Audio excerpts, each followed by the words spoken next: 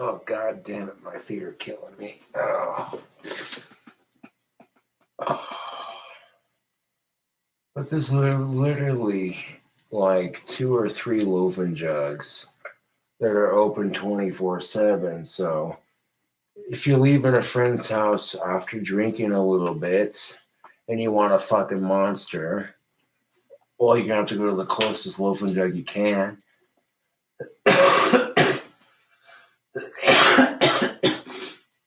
Okay, so some things are going to change in my channel, YouTube. For one, no more begging for money. Fuck that shit. I got merchandise on Teespring. I got wands. My fans donate money when I do awesome vocal covers and what have you. I'll do all that later. Too early in the morning for vocal covers. And when I do vocal covers, we're doing them directly off my computer, so trolls can't fuck up my fucking vocal covers. I was excited to have a brand new phone. I didn't care if it was pink or not. I got a case for it, ready to go, ready to show off my sexy vocal skills. And these fucking asshole trolls are prank calling me in the middle of my vocal covers so that I can't complete the song perfectly because they know it fucks with my OCD and they got nothing better to do. Joke's on them. I'm still a bigger fucking YouTuber than they are. But yes, a drink combination ASMR. That sounds interesting, doesn't it? I have the goblet right here that the fan sent with the pentagrams and everything on it. And we're approaching the bewitching hour of 3 and 4 here in good old Casper, Wyoming. It's about 2:44 a.m. So I'm going to keep this video to a DL, nice and quiet. I can't be obnoxiously loud about it. I can't be like, oh, blah, blah, blah, blah, I walked a great distance to get the monster for this drink combination, and right now my feet are so fucking sore. I'm just like, oh.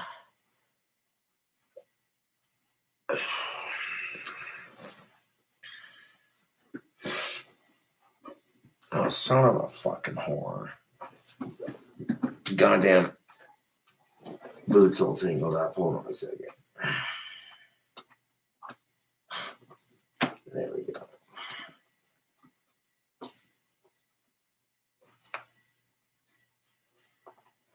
There we go. Awesome. Oh. Holy shit, I'm drunk. What have I been drinking? Pinnacle Peach Vodka. Oh my goodness gracious. I had a shit ton of that mixed with some cranberry juice earlier. The cranberry juice is great for colds. Lots of antioxidants and all that sort of thing. But upon walking home from a friend's house, I was craving Monster, so I hustled my ass to Loafing Jug. But the only Loafing Jug, there's like 2 or 3 Loafing Jugs that are open 24/7 that I know of.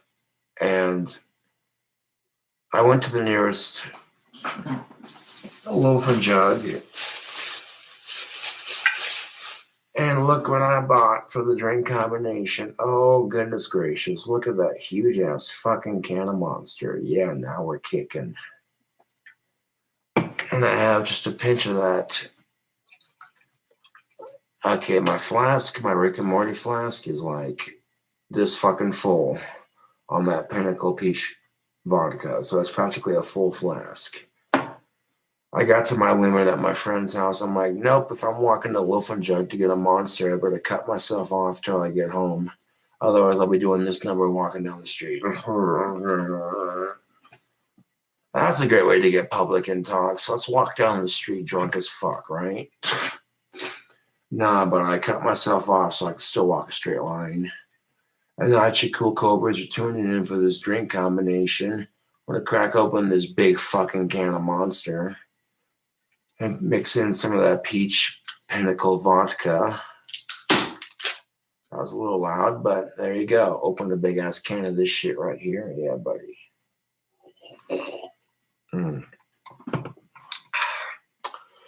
The only thing not ASMR about this video was opening that huge can of Monster, but most of you know by now.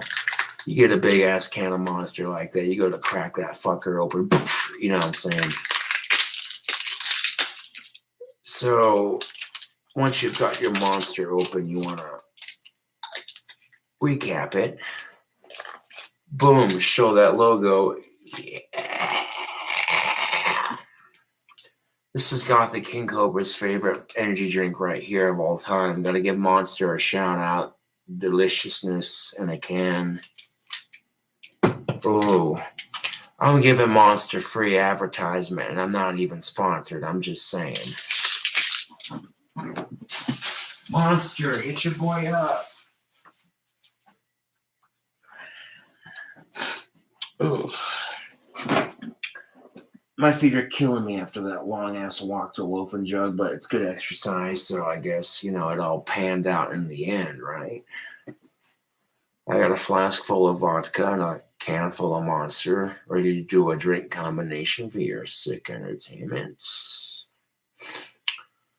No, but there's going to be a couple of changes on my channel. One, the vocal covers are going to be done strictly off the computer with my headphones, if I have any. I tried doing them off my phone, and trolls couldn't play nice and just let me do my awesome singing skills on YouTube. They had to continuously prank call me while I'm trying to fucking sing live on YouTube.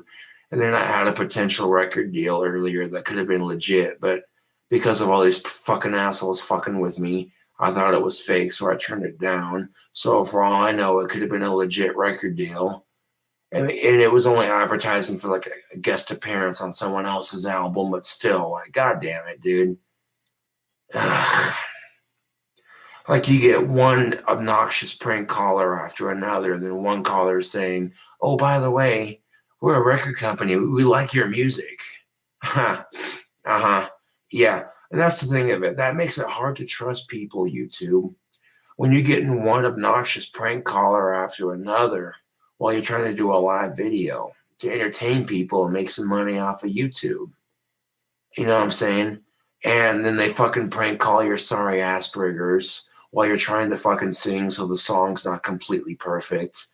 And then you get like a bunch of prank callers just bombing you at once. And then one person claiming they're a record company because they supposedly heard your new album, which more than likely means people are submitting my work without my permission.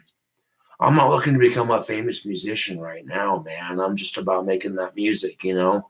And Trail to the Abyss is a pretty decent album. You know, I'll talk shit on it when I'm having a bad day, but truth be told, it's decent, you know? I'm not going to say it's the greatest fucking album in the world, but it's a lot better than most of the crap that's being produced today. At least I fucking try to produce quality music, mixing black metal and fucking power metal with some horrorcore hip hop and like, yo, check this out. You know what I'm saying? And about like one pack of cigarettes, and lo and behold, I was sharing them with most of the people I was hanging out with, which I don't mind doing because that's good karma with the tobacco gods. One last cigarette in this pack. Camel 99s, motherfucker. Oh.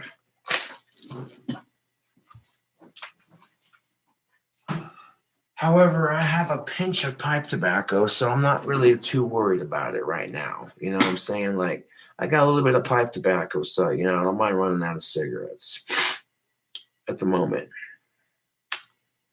Camel 99 100. Oh, look out.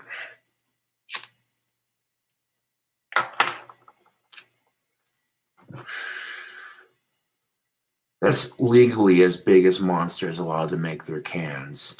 They had the big fucking can, and I got taken off the shelves because people are like, oh, that's too much caffeine. Well, that's just people being stupid. If you know you don't handle caffeine well, then why the fuck you drinking Monster? See, me, I know I can handle energy drinks just fine. I don't go fucking hog wild like I used to with the energy drinks. Once in a while, I'll grab a can of Monster and be like, yeah, that's good. Sipping right there. You know what I'm saying? I don't go ham on the energy drinks like I used to. I'll drink one every once in a while because, you know, fucking Monster's delicious. Let's be real about it. But, you know.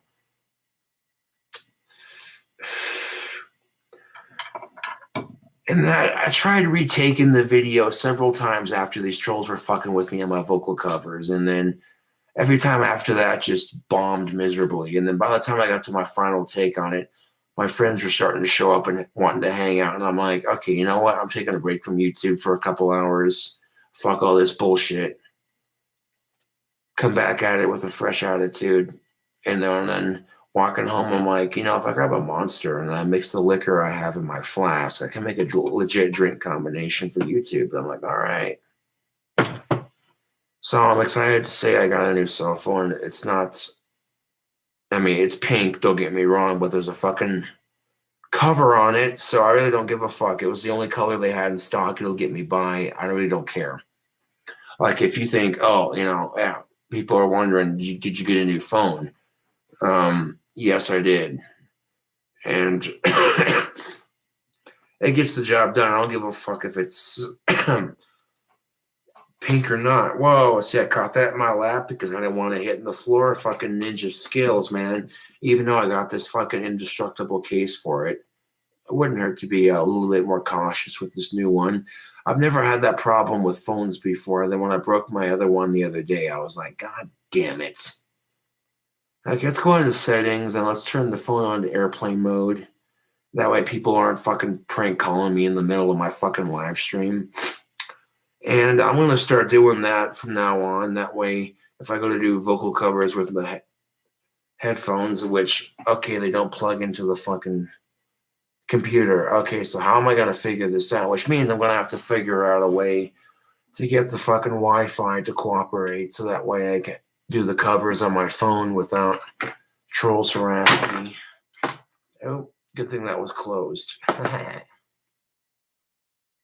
But fuck the trolls, honestly. They do that shit because they're like, oh, you know what? This dude's got a decent singing voice. His singing voice is fucking sexy, and we're jealous of it. So we're going to prank call him when he's doing his fucking vocal covers. That's the only reason they do that shit. They're jealous of my singing voice. So they're like, let's prank call him while he's trying to sing for YouTube. Oh, that'll fuck with them.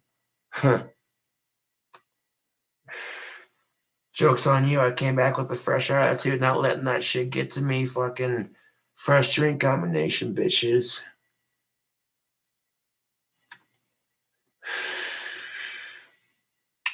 Coming up in here like some kind of sexy goth bad boy with a fucking attitude problem. Oh.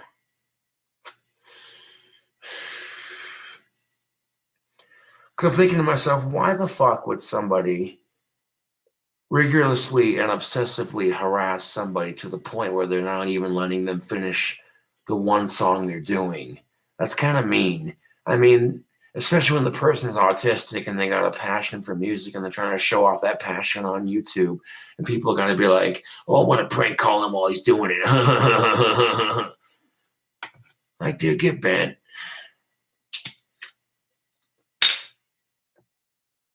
Cheers to the fan who sent this goblet, and of course, this goblet, and that awesome poster, which I tried to hang up behind my chair, but there wasn't any room, so I kept it where it's at. Awesome sauce. Oh, look at that gorgeous greenish brown color from the Monster. Oh my God, yes.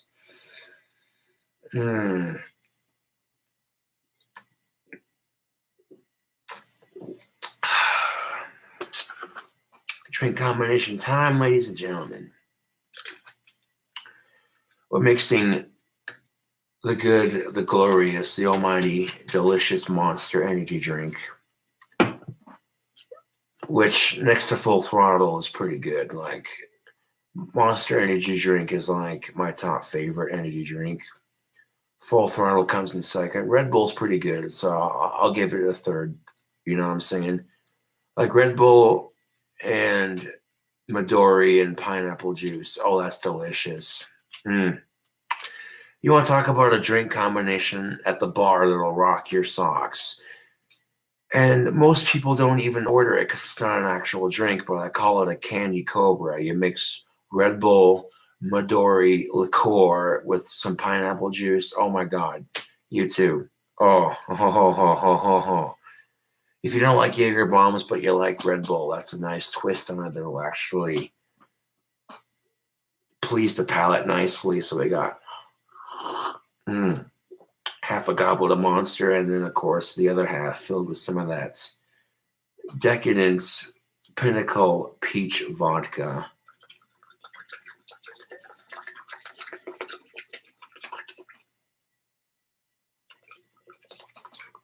Drinking out of the Rick and Morty flask, because once I polished the bottle off, I poured some in the flask, and then I polished the bottle off for some friends. That's usually what I do, is if I'm sharing a bottle with peeps, I'll leave some in the flask for myself, and then I'll drink and share some with my friends, you know what I'm saying? So that way, if later on I want to drink, I'm like, yo. Now, what does Pinnacle peach vodka with Monster energy drink taste like? I like peach, I like Monster, so this is what we got here. Drink combo ASMR for YouTube.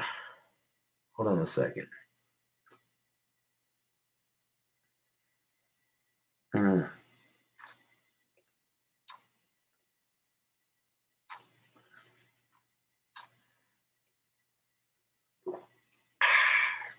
Ooh. Yeah. There's a little bit of burn to it. I didn't quite mix a whole lot of Monster in there, but just enough bite to it to let you know you're drinking a stiff drink. But enough Monster to kind of mix with the peach and give it a really tasty combination. I'm digging that. That is smooth. Oh, that is smooth.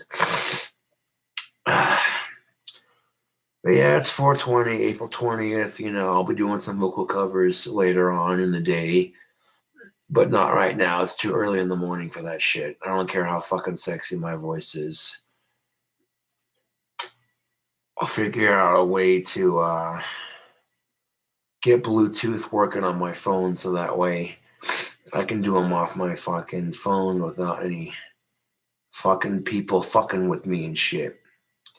Because I tried playing it off like, oh, I got it figured out, right? And then people figured it out right quick. They're like, nah, you ain't got that shit figured out. We're still going to fuck with you. You know what I'm saying? Like, dude, come on.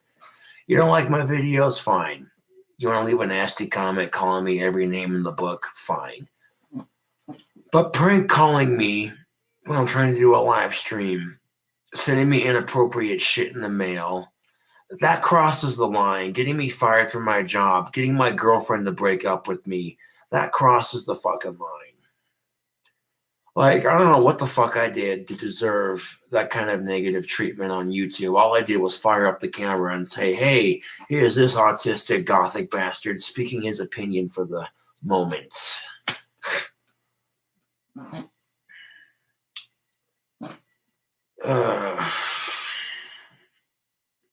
Should have known this was coming. Fucking drink combo ASMR. If there's any fucking alcohol involved, of course.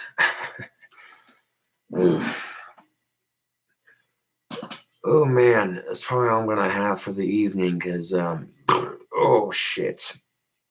I was pretty hammered when I walked a loaf and jug. Oh, sweet Lucifer, yes.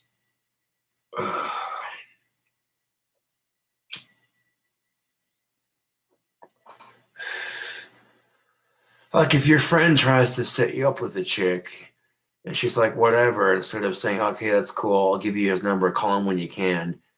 No, ends up fucking her instead. And it's like, okay, no. Okay, and then you try to come over here and tell me, oh, dude, this chick I'm going to set you up with, I was going to set you up with her, man. Yeah, whatever, dude. No, don't bullshit me. I don't want your sloppy seconds. And meanwhile, you're over here bragging about the goth pussy you got, and I'm over here like, dude, come on, seriously? One of my friends comes over and he's like, oh, dude, this goth chick in this car was like, approached me, and she was like, are you Alex so-and-so? And he's like, oh, yeah, do you know? And she's like, do you know Gothic King Cobra? And she's like, and he's like, yeah. And there were some words exchanged, whatever. Next thing you know, I guess Alex said he fucked her before she went to work. Said he was like trying to set me up with her. I'm like, bro, if you were trying to set me up with her, then you wouldn't have fucked her. You would have just given her my number and left it at that. But it's cool. I'm not going to hold any grudges because he's a friend of mine. He was kind of trying. The fact that this goth chick even knew me because of my videos, I'll take that as a compliment.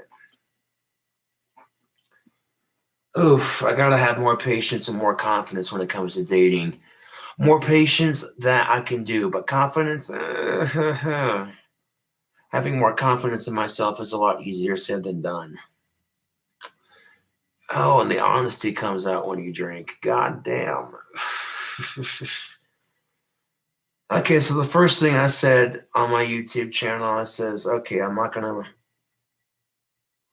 feed into the trolls too much anymore. Like, I want to figure out a way to do vocal covers without trolls prank calling me and that sort of thing. Second thing, I'm not gonna beg for money. Fuck that. I got merchandise on Teespring that's fucking lit as shit. Okay, fuck that. I'm not, you know what I'm saying? To a lot of people, I come off as some kind of fucking beggar, and I'm not about that lifestyle, man. You know what I'm saying? You know, I fucking hate that people have this fucking assumption about me, but that's the thing of it. It doesn't matter what the fuck you do on social media. People are always going to have this assumption about you. And I fucking, man, the human race is so disgusting. Like, ugh, dude.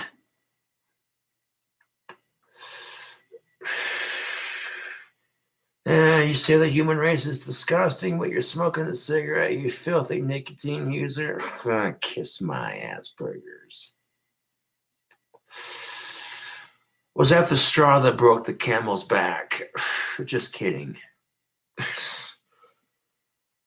Oh. Trying to pretend you're asexual because you're tired of the rejection and the drama doesn't work, especially when you're seeing all these fine-ass women walking around town like, oh my God, yes, give me some of that.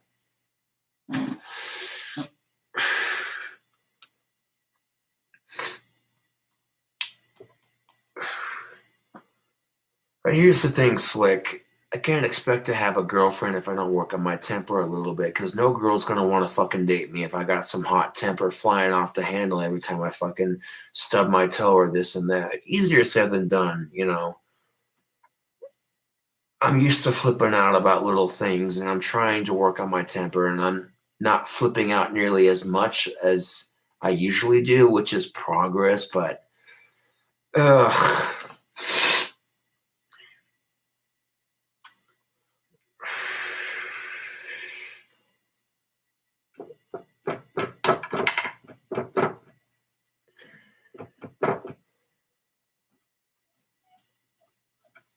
I ran into like 3 people on the way to Wolfenjug. This hot ass chick and these 2 dudes are like, "Hey man, you got a cigarette?" I'm like, "Yeah, dude, I got you. I know how it is." Hooked them up, like, give them each like 3 cigarettes, one for each of them. And this chick's totally hitting on me, like, "Oh, I could have swore I've seen you somewhere before." And I'm like, "Oh, I get that a lot, you know." I'm like, "Damn, dude."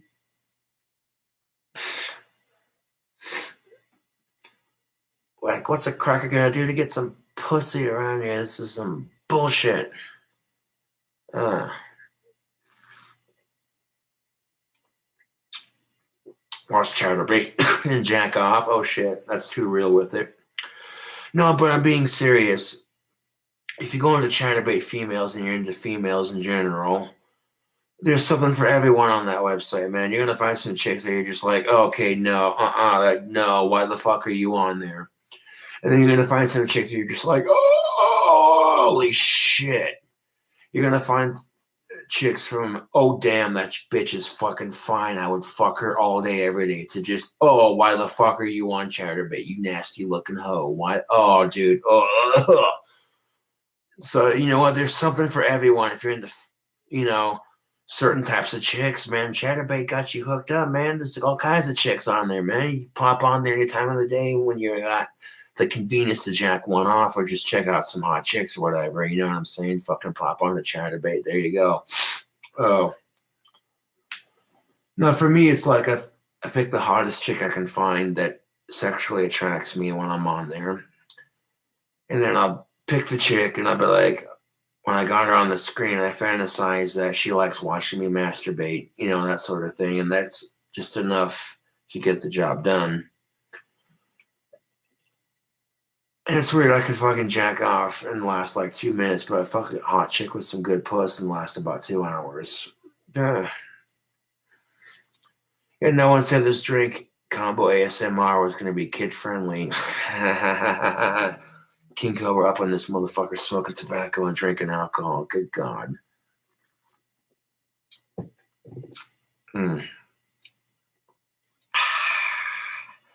I tend to think if life is making me wait this goddamn long and I'm destined for some smoking hot babe in my future, the kind of chick is going to make guys go, oh, damn. Like, how the fuck is this autistic motherfucker pulling that shit? That's the kind of, you know what I'm saying? Like, yeah. And you can't really force her to, like, expect it. You have to patiently wait for it. Like I said in my last fucking YouTube live stream, of course I deleted it, but the right time to strike, you know what I'm saying? You got to wait for that moment. That pipe needs tobacco. Hold on a second.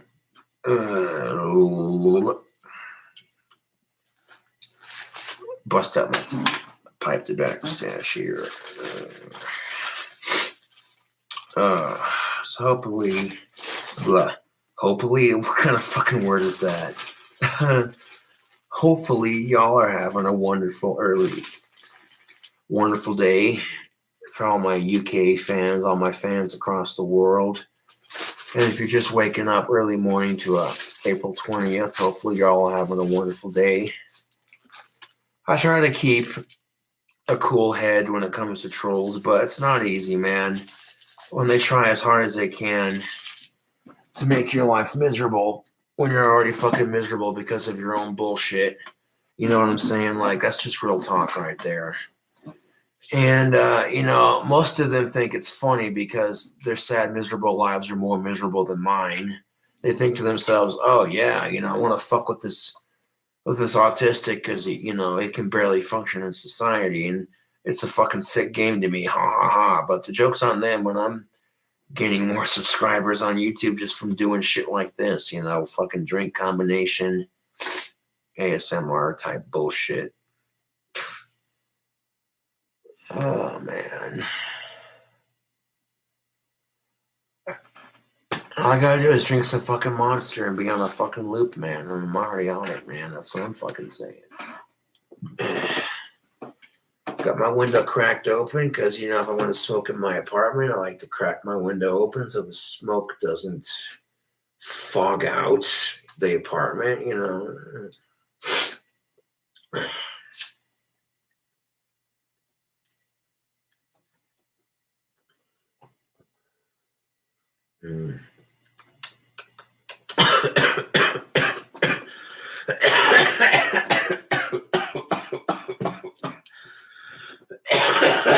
Oh, shit.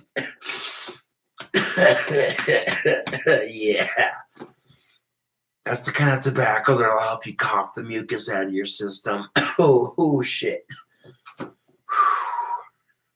The kind of tobacco that'll kick your cold's fucking face in.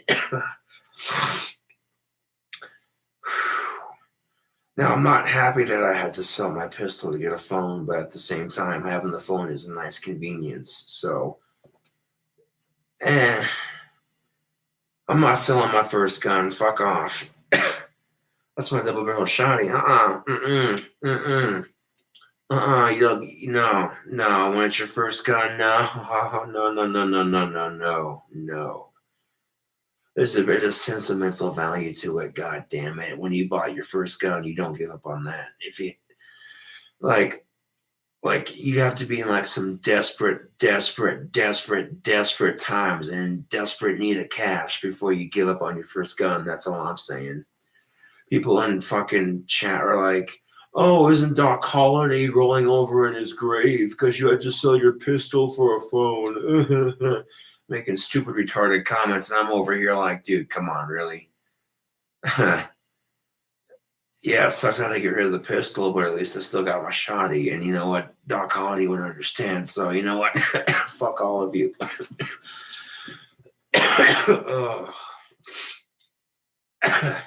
In fact, Doc Holliday used a double-barrel shotgun in the OK Corral gunfight. Show did. And after those first 2 shots, boom, he pulled out his pistol. He's like, fucking 6 shots later, boom, done. Wired up with him, kicked some ass. They were like, yo, Anybody else want some? Anybody else? Nah, I didn't think so. And they got away with murder like OG gangsters because they were defending the town and that sort of thing, you know. Oof. But once I get my YouTube career more off the ground and start making a little bit more money, then, you know, I could think about buying extra guns, but I need to start making my own fucking money before I even consider. Oh, because guess what? Any fucking donation I get from YouTube is not my money, according to certain people. Even though I sit here a little too drunk to be on YouTube to entertain you sick bastards this early in the morning. Any donation you give to me is not my money because, you know, I'm a piece of shit, you know, but whatever.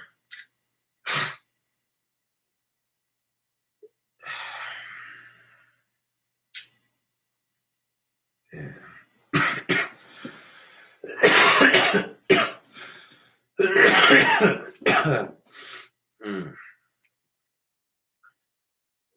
And I have an ace up my sleeve when it comes to my YouTube. And I'm not going to use that ace just yet. I'm waiting for the right time.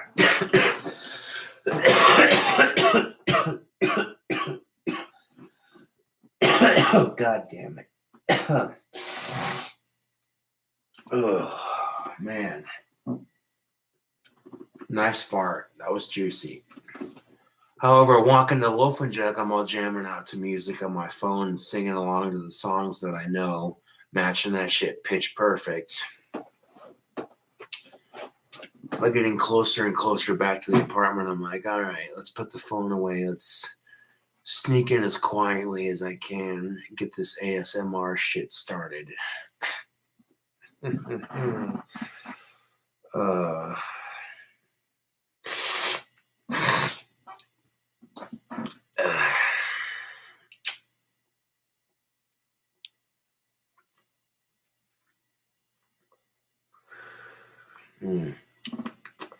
That moist black Cavendish, though. That's good right there.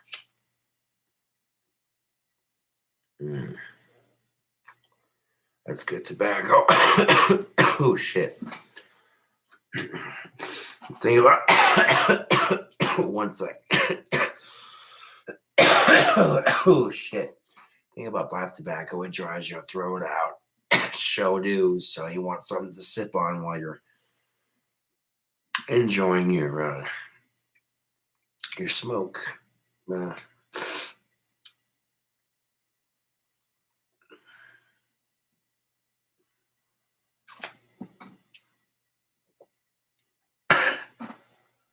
Oh, we.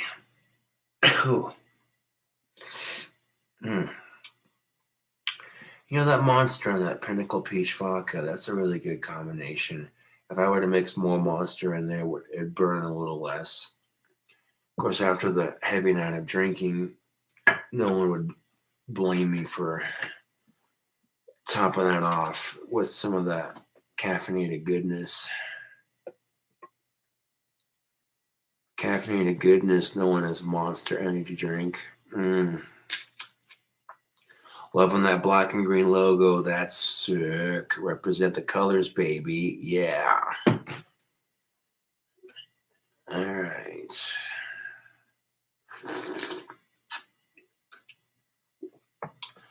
I used to think that women wouldn't approach me because I'm creepy. These days, most women don't approach me because I'm Gothic King Cobra. When you're a YouTube celebrity, a lot of women are like, oh, I want to talk to him, but I can't talk to him. He's a celebrity. He probably wouldn't pay any attention to little old me.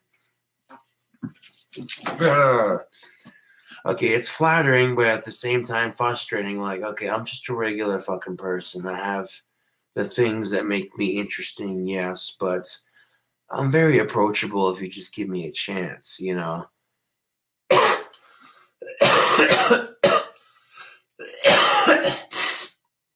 You know, based off of current events and circumstances, you know.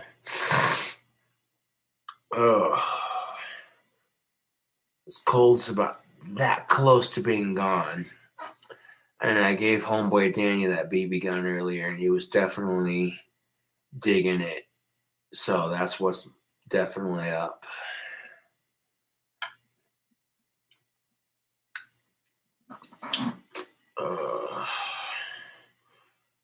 I was like half tempted to just fucking come home and pass out and save this drink combination for later, but halfway walking home, I'm like, you know what? I'm feeling an ASMR video, baby. Because I had a couple of things I wanted to get off my mind. Second thing, if I have to use the bathroom while on YouTube, I'm going to try to avoid that from now on because it's just not a good look. I mean, most people aren't going to give a fuck because most people are going to be like, okay, that's natural and relatable because we're all human, right? But at the same time, it's kind of gross. So, try to be more courteous about pooping and peeing on YouTube Live or Facebook Live, whatever the fuck I'm filming on, because, when you're doing that sort of thing, the whole world can see you taking a shit and piss, and it's like, okay, that's real entertainment right there, right? No, that's disgusting. So, again, I'm trying to have more common sense with this kind of thing. I mean, some of my hardcore fans are going to be like, whoa, we get to watch King Cobra take a shit, even though we can't see it on the camera. Righteous, But to the general public, they're going to be like, okay, what the fuck is this autistic loser doing? Did he seriously step off camera to take a shit? Oh, Stuttering Stanley over here. See what I did? I made a Sixth Sense reference. When I fuck up or have a mild, sort of typical human mistake, it's better to just laugh it off and kind of make fun of yourself and anything, really, because, you can't get stressed out about, you stutter your speech, or you don't say it correctly, or you fuck up on something, or you stub your toe, this and that kind of shit. Fuck off with that, dude. I might be able to stomach some more liquor, even though I've been drinking for a bit. I'll see what I can do. Oh, I might just put I might swig another cup of this Monster straight, and then put the rest in the fridge for later. Cause, ooh-wee, fucking swifty up in this motherfucker.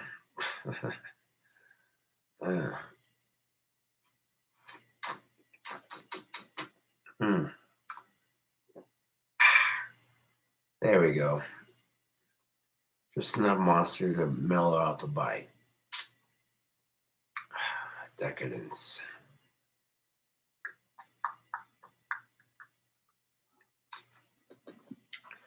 I've been called a pussy because I like to mix my drinks. And it's like, dude, I like mixed drinks. You want to call me a pussy because I enjoy my liquor the way I enjoy it? That's your problem, not mine.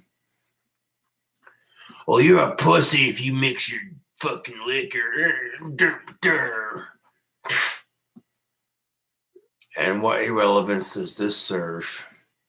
You're insulting an autistic on their taste in their beverages. Do you feel accomplished? Do you feel special, like you just won a fucking award? Cool, now go fuck yourself.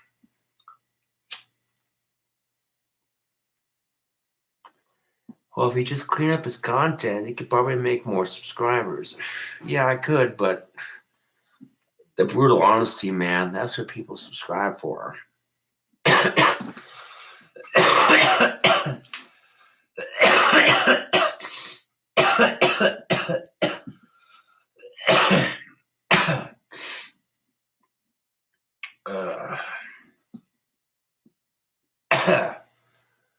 Awesome sauce. Thank you for the donation.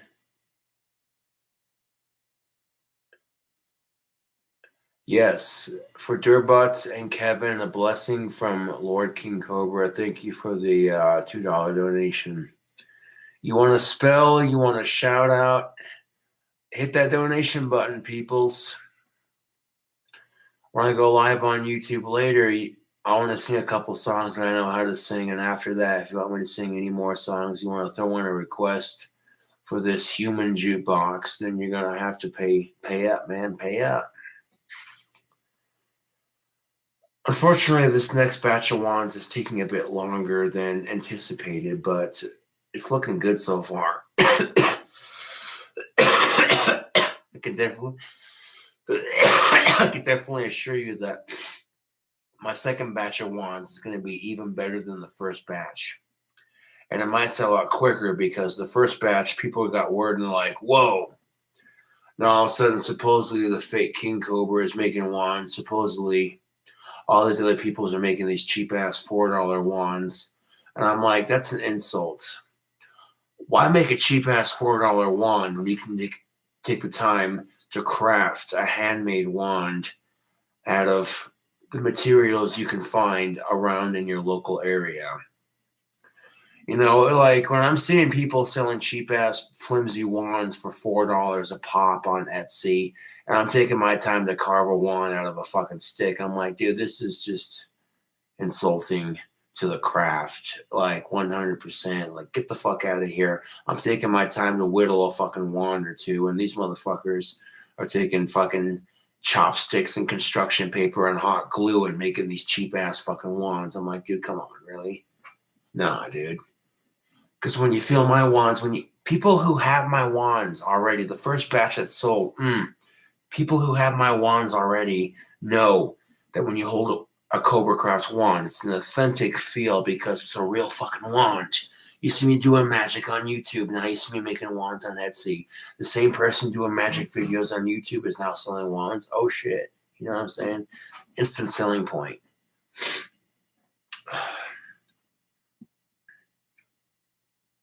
Right. So we got the blue one. That leaves the purple, black and white, white and black, and the crystal wand. So it's like 4 wands left in my next batch. And I've gotten to a point where I need to find a couple more sticks for wands. I got enough to complete maybe 1 or 2 more wands, but that's not going to complete the other 2. And in order to complete the crystal scepter for my next batch, a little bit of copper wire and a quartz crystal will do it. And those supplies aren't hard to come by, but I'm doing these wands at my convenience so that way they're not rushed. That way they're made to perfection. So when you buy $25 worth or $24 worth of wand, you're getting your fucking money's worth. I mean, seriously, somebody who practices and legitimately preaches real magic, and I'm selling my wands for $24 a pop for the basic handheld. Speaking of basic handheld, okay, where the fuck?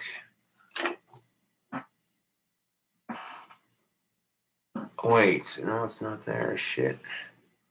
Huh. God damn it. Did I set my wand down on the fucking wand rack? No, I did not. Okay. So where the fuck did I put it? So now I had it with me when I came in.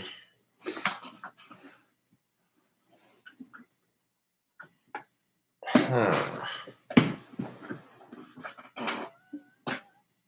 Oh shit. I seem to have misplaced my wand. Smooth Move X-Lax. Okay, I'm not gonna fucking flip out about it. You know, I'm not gonna like, you know.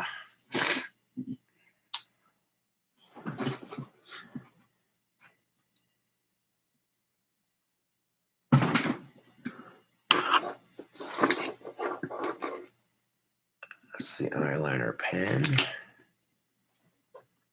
Huh. Ah, there it is. Instead of freaking out like, oh God, where the fuck's my wand? You're like, you know, stay calm and fucking look for it. But there's my wand that I made for my own personal carry. That's looking sick. Beyond fucking sick. I kind of just got home and unloaded everything, got comfortable, got the window open, and I'm like, all right, let's do this.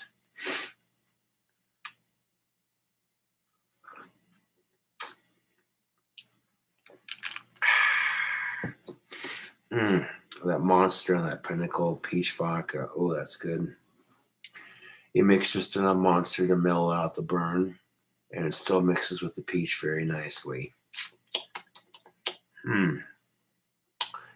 I mean, if you're not a fan of caffeine, then yeah, I wouldn't recommend it. But when you're mixing alcohol and caffeine, you're mixing an upper with a downer. So you want to be careful when mixing energy drinks with caffeine. I mean, that's the alcohol talking. Excuse me. You want to be careful when mixing energy drinks with alcohol. That's what I meant to say. Yeah, because this shit don't fuck around, son. You know what I'm saying? Like, you mix some Monster with some hard liquor and you're good to go, man. Like, you get the upper and the downer going at the same time. It's an excellent buzz. However, if you don't mix it properly, you can really fuck your shit up. So you want to go half and half. Half and half every time. Hard liquor and hard caffeine, half and half every time. If you overdo it on one or the other, man, and you drink too many of them, it ain't gonna be fun. I'm telling you right now, as somebody who loves caffeine and alcohol, you want to fucking balance your shit out. You want to go half and half, because if you overdo it on one or the other, right? Let's have a safe and responsible 420 now. Let's not be stupid. Let's keep a reasonable head, you know. Let's have a good time. Let's be responsible young adults. Let's not cause mayhem. You know what I'm saying? And if your state's legal, fucking smoke that shit up, man. Show these motherfuckers that weed ain't the problem, that society needs to fucking pull their head out of their Asperger's and just legalize it. Oh. I gotta take a swig and I spill it on my lap. That's some for the homies. Thankfully, it wasn't that much. Just like a little, you know what I'm saying? Oh. Goddamn. Now, I can't legally smoke pot, so I'll drink some hard alcohol for a 420 video. You know what I'm saying? I go to Colorado on occasion with friends. The last time I went to Colorado, I wanted to go to the Stanley Steamer Hotel and get all kinds of stoned and fuck with ghosts for a YouTube video. My friends are like, man, we ain't got time, but that's a good idea. I'm like, that's cool, man. I understand, you know. Sometimes when you're going down to Colorado for a quick vacation, you're on the time crunch, smoke, leave with nothing, you're good to go, you know. But you see, I'm on a menace to society. I drink my alcohol, I smoke my tobacco, go to Colorado to smoke my weed when I can. You know, I don't cause trouble for the most part. I might bitch about the things in our society that I can't change. Maybe to some of you that may come off as a pathetic video of me bitching about shit. You know, no, dude. Sometimes bitching about the things I can't change in society helps people relate. Because they're like, you know, I did what this dude's saying. Hell yeah.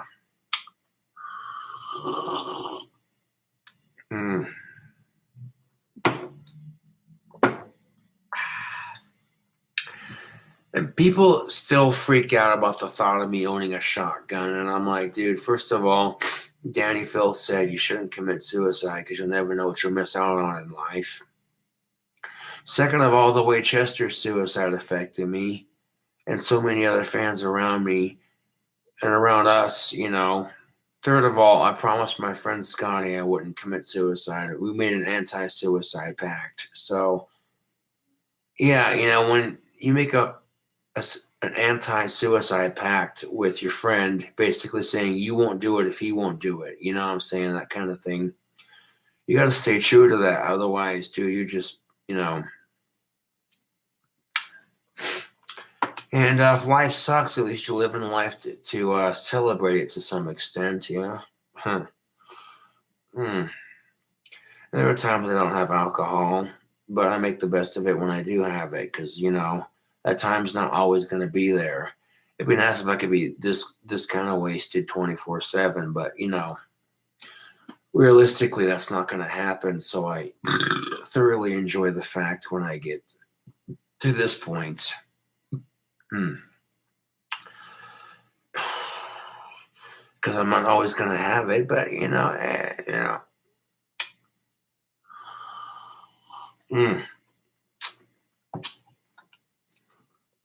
That bootleg BB gun was so badass, I'm gonna make me one and make Homeboy Scotty one, because that's how I roll.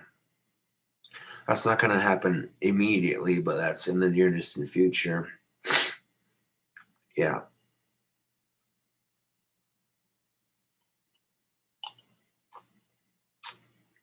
Hmm.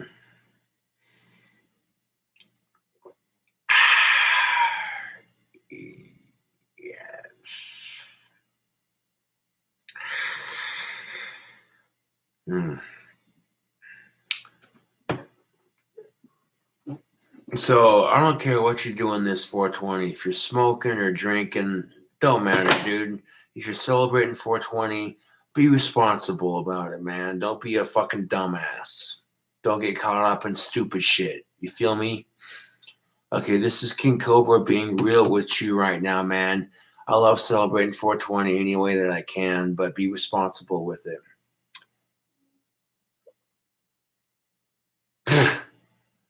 Thank you for the $2 donation. Fun Size Felicia was accidentally destroyed. I had a troll pretending to be a fan email me and say, hey, the best way to clean your sex doll is to use heavy duty antibacterial dish soap. And when I used it on Fun Size Felicia, it made her silicone basically melt away in the bathtub. So it is what it is. You know what I'm saying? It is what it is, but I'm not stressing it too much now. When it happened, I was kind of pissed. I'm like, well, what else are these trolls going to throw at me? It got me to lose my girlfriend, got me to lose my job. I'm like, that's the best you got.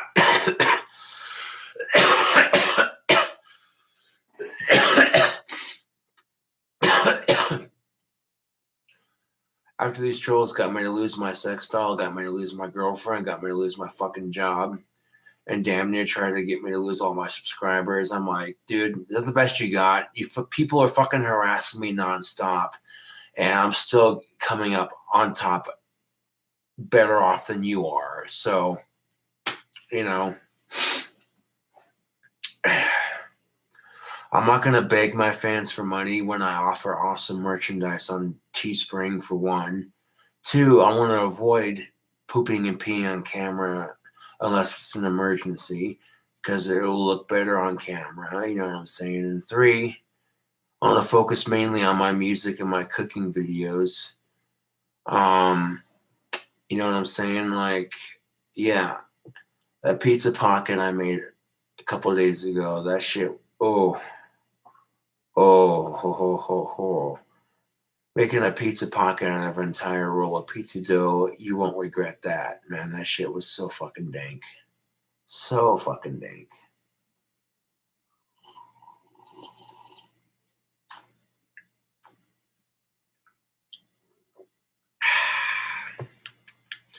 Right now, I'm sipping on some Pinnacle peach vodka mixed with Monster energy drink.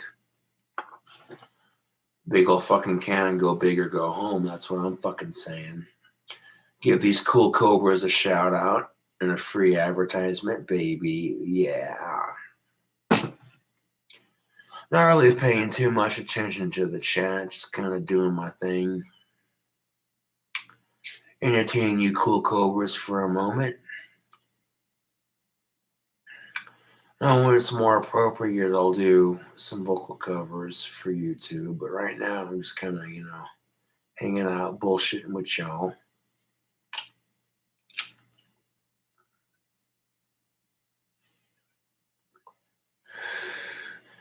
I may have to get separate headphones to plug into my computer if I can't get the Bluetooth figured out.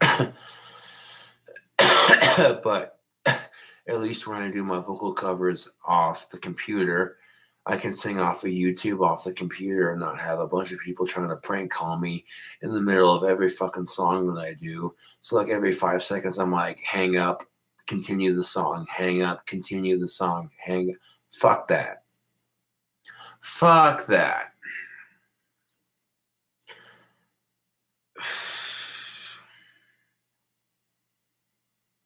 Hmm.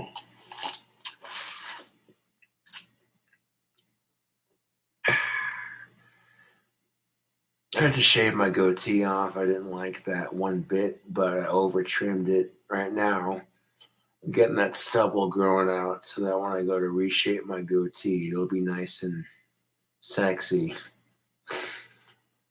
But I got a nice mustache going and a little clit tickler to go with it. So then when I grow out my goatee to go with it, I'll be looking sexy as fuck. Think King Cobra can't grow some facial hair. Oh, that's funny. That is fucking funny.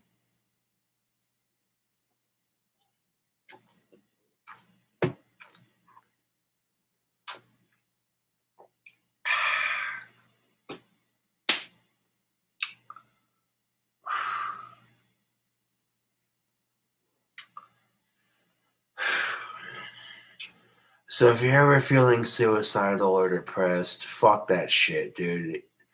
It's gonna suck a little bit before it gets better, and life kind of continues in that pattern, so to speak. It's gonna suck before it gets better. That's just the fucking truth of it.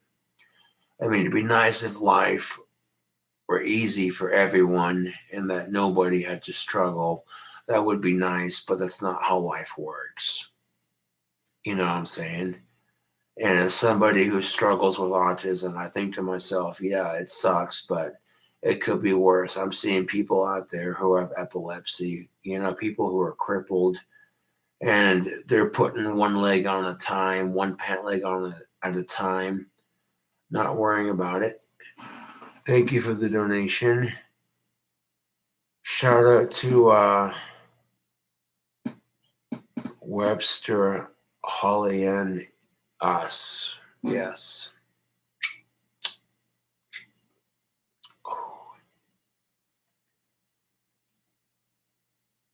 It's not that I don't care about your comments.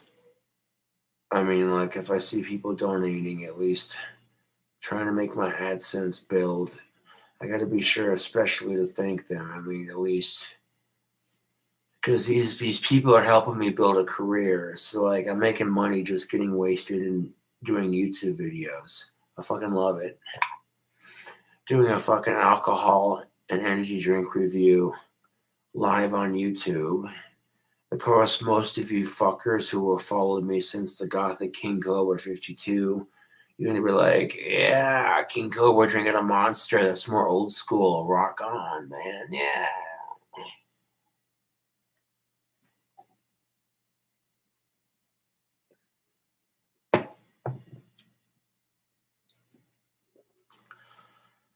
That drink looks a little empty, Laddie Jims. Hold on a second. Get this big fucking can out.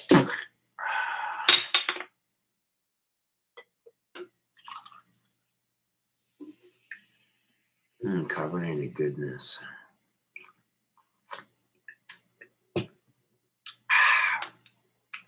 Couple sips of that Monster straight. I mean, there's like a little less than half of the cup. So I filled it up with just a little bit more Monster, a little over half. Still won't be as stiff, but got the Rick and Morty flask filled up with some of that Pinnacle Peach. There we go.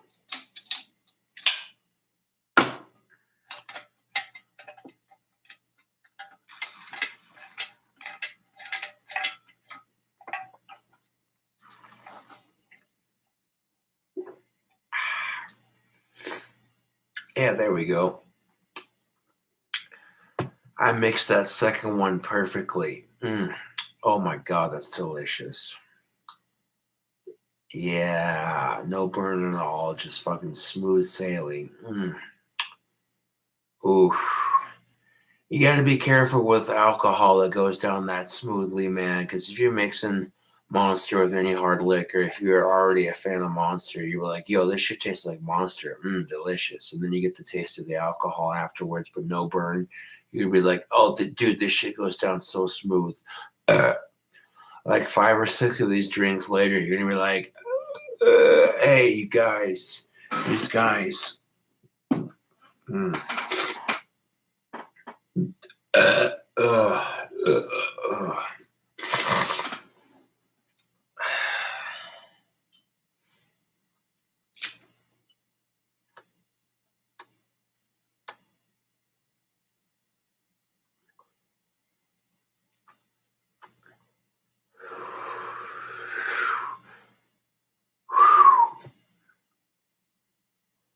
All the while, I'm walking to Loaf and Jug and making the lights turn on and off, stealing the light from some light posts, and then making some other light posts turn on, just fucking with my magic while I'm getting my monster. And then I walk home and then I get to my YouTube and then I'm like, all right, had fun exercising my magic. Now let's have some fun on YouTube.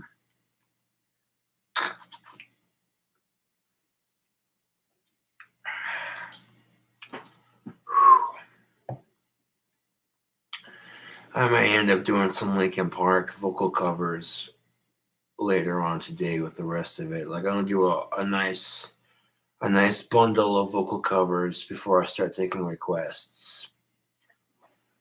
And the next live stream will be titled Vocal Covers. So just in case you're tuning into this late night ASMR, you're like, okay, what's he got planned next? Yeah. And if I can't get the Bluetooth figured out, I may just say fuck the haters and power through it. You know what I'm saying? Mm.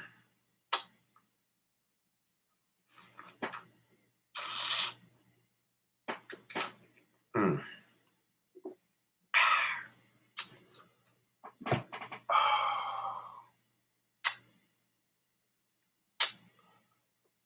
I'm not just gonna have any old fucking stick crafted into one of my wands.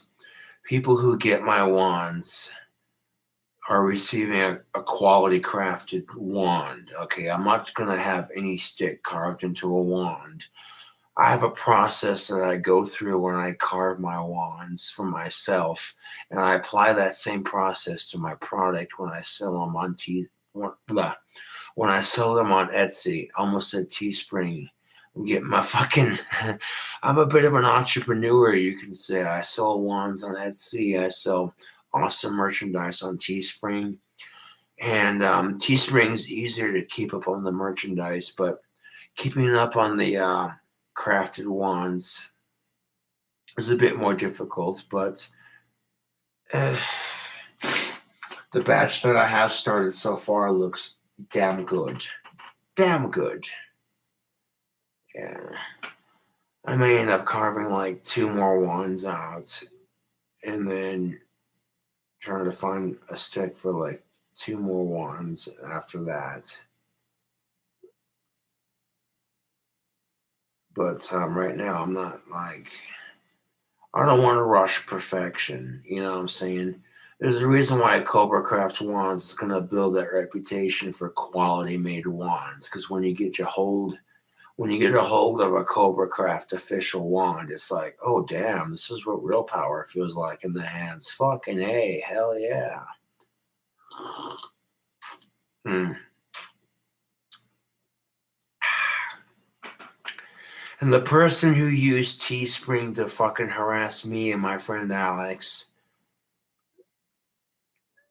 you're going down, dude. You are so going down.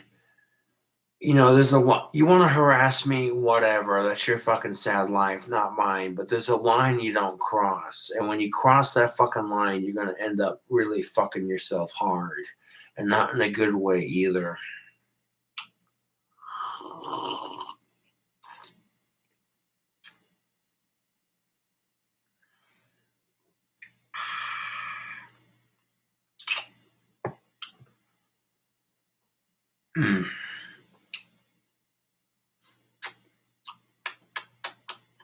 That Pinnacle Peach Vodka with that monster. Ooh, look out. That's good, man. That's a fucking dank-ass drink combination. What would I call it? I call it a Peach Cobra. You make some Pinnacle Peach Vodka with some Monster Peach Cobra. That's what I'm calling it. Boom. Drink combo officially named. Now, when I was making the first bootleg BB gun, I was trying to tell Homeboy Scotty, hey, I can make you one of these. It's going to take me a minute. Oh, I don't want one. I got hatches and this and that to protect my daughter. Okay, that's cool. As soon as he seen the finished product, he was like, oh, dude, I want one.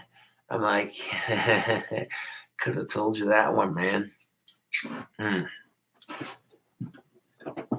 not going to make a business out of customizing BB guns, but that's something I want to offer to exclusive friends of mine. But I do a damn good job customizing a Daisy Red Ryder and making it into a sick-ass bootleg BB gun. Like, that fucker turned out so fucking sick. And seeing the look, dude, when homeboy Danny seen the blue bootleg that I made for him, and just seeing how fucking happy he was to receive that, he was like, dude. He was like, dude, this is fucking sick. Thank you. And when just seeing his positive reaction to it, that's satisfaction enough. I don't need money to fucking, you know what I'm saying, to satisfy. Just seeing that, okay, the first friend to receive one of my custom-made BB guns. Granted, it's not too custom-made if I'm taking a BB gun I bought from the store and chopping the stock and repainting it, but still. I mean, there's some customization that goes into it.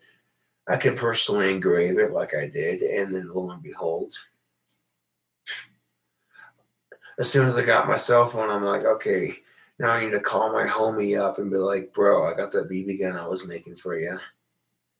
And then when he came to receive it, I was like, where the fuck is he? And then he was in a car I didn't normally recognize, which is all good. Because as soon as he fucking seen that BB gun, he was like, dude, that's a fucking sick BB gun. I'm like, yeah, cool. Yeah, dude. When the person you're making the BB gun for is like, yo, dude, that's a sick BB gun. That's fucking sick. That makes me feel good. Like, okay, the hard work that I put into customizing that BB gun, and the person you make it for is like, yo, dude, that's fucking sick. You know what I'm saying? Yeah, dude. Of course, mine will be black and green. You already know that. Homeboy Scotty wants a blue one just like the one I made. And maybe when I get a couple more BB guns, I'll make videos and make customizing those ones as well. Because I noticed that when I made a couple of videos customizing BB gun, the first BB gun that I customized, people are following that like, yo, this dude's customizing a BB gun. How the fuck you do that? Okay, I see what he did there. That's kind of cool. I mean, I already have a BB gun, so I'm not really worried about it. So I'll probably customize Scotty's before I customize my own. To be honest, because I already have a BB gun and a shotgun, so I'm not in immediate need for another gun. You know what I'm saying? But yeah, I plan on making another blue bootleg, and after that, I'll make a green version for me because why not?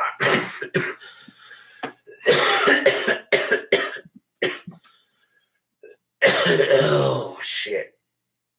Oh,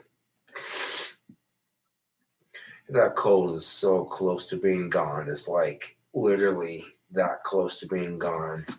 And it's like, oh, dude, when you're almost done fighting that cold, that feeling you get when you're fucking kicking ass and fucking fighting that flu, fighting that cold, telling that sickness, oh, fuck you, I'm not doing your shit today. No, no, fuck you, not doing it.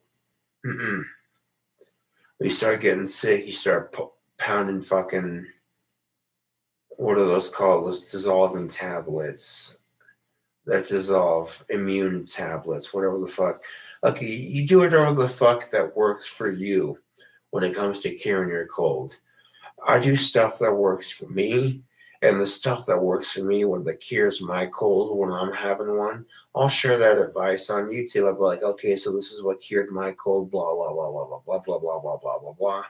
And some people will be like, okay, I'll try that next time I have a cold. And if it works for them, cool. If it doesn't, well, shit.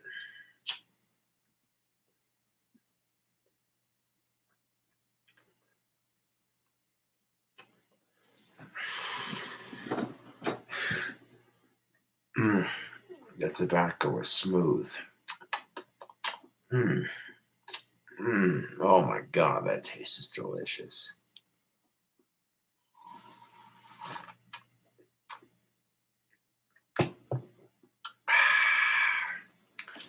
That's a pretty dang drink combination, YouTube, if I do say so myself. I don't need to toot my own fucking horn, but as a mixologist in training, I've discovered a couple of dank-ass drink combinations, and every drink combination that I think is dank, I'm like, you know what? I'm sharing this with YouTube, because why the fuck should I be the only person who experiences this? People are like, okay, I got a bunch of money. I want to buy some alcohol. I want to make a fun mixed drink for a party, but I don't know what to do. King Cobra's got you, man. Come on.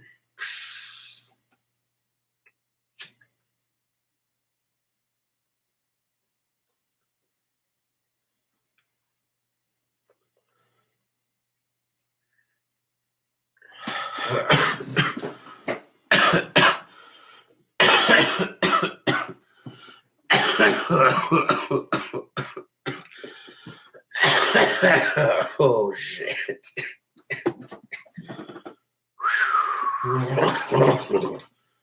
Yeah, that's the kind of bite in my tobacco that I'm looking for. Refreshing. Oh shit. What's the only tobacco you got after smoking all your cigarettes? After smoking all your cigarettes, it's like, well, if it's the only tobacco you got, then make the best of it, man. That's what I'm saying. Like, don't fucking stress it. Oh.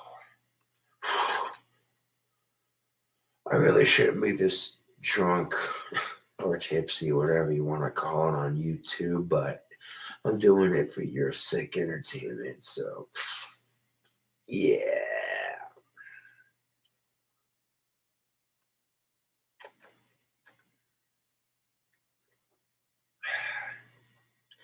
Because now that I think of it, I could legally not, I could not make a business customizing those BB guns like I do, because Daisy already makes them, so I see some legal issues.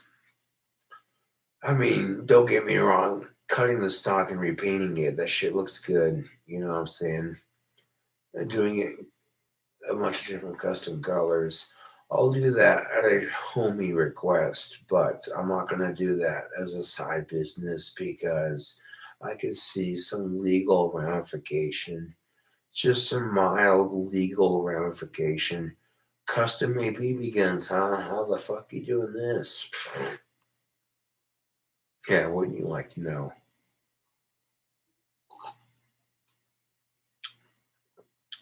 And of course, if I'm showing YouTube how to fucking make a bootleg BB gun, then I can't really say, oh, I'm going to make a business out of it. If I'm showing people how to really fucking mod the fuck out their BB gun out, just like boom, you know what I'm saying? I painted that one blue because the person I was making it for loves the color blue. And as soon as homeboy Danny seen that BB gun, he was like, dude, that's fucking sick. And that's usually a good sign. So you don't have to necessarily paint it blue just because you've seen the way I styled that BB gun in particular on YouTube. You can basically paint it any fucking color you want. I was showing y'all how to make a basic bootleg BB gun. Ooh. At the point of saying basically that's as short as you want to cut the stock, the shortest length possible on that stock. That's what I was showing you people how to do on YouTube. Was okay, this is as short as you want to make it. Any shorter, nah, dude. Showing you how to make a bootleg BB gun with the shortest length possible. Imagine how I must have looked walking out of my apartment with this sawn-off BB gun, like, okay, what's good? You know, and they want to give it to the person who it was for, just seeing how fucking satisfied they looked, just checking it out.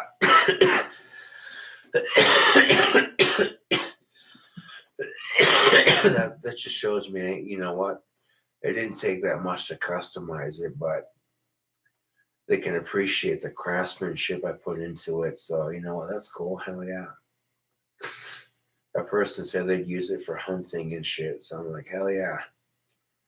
You know.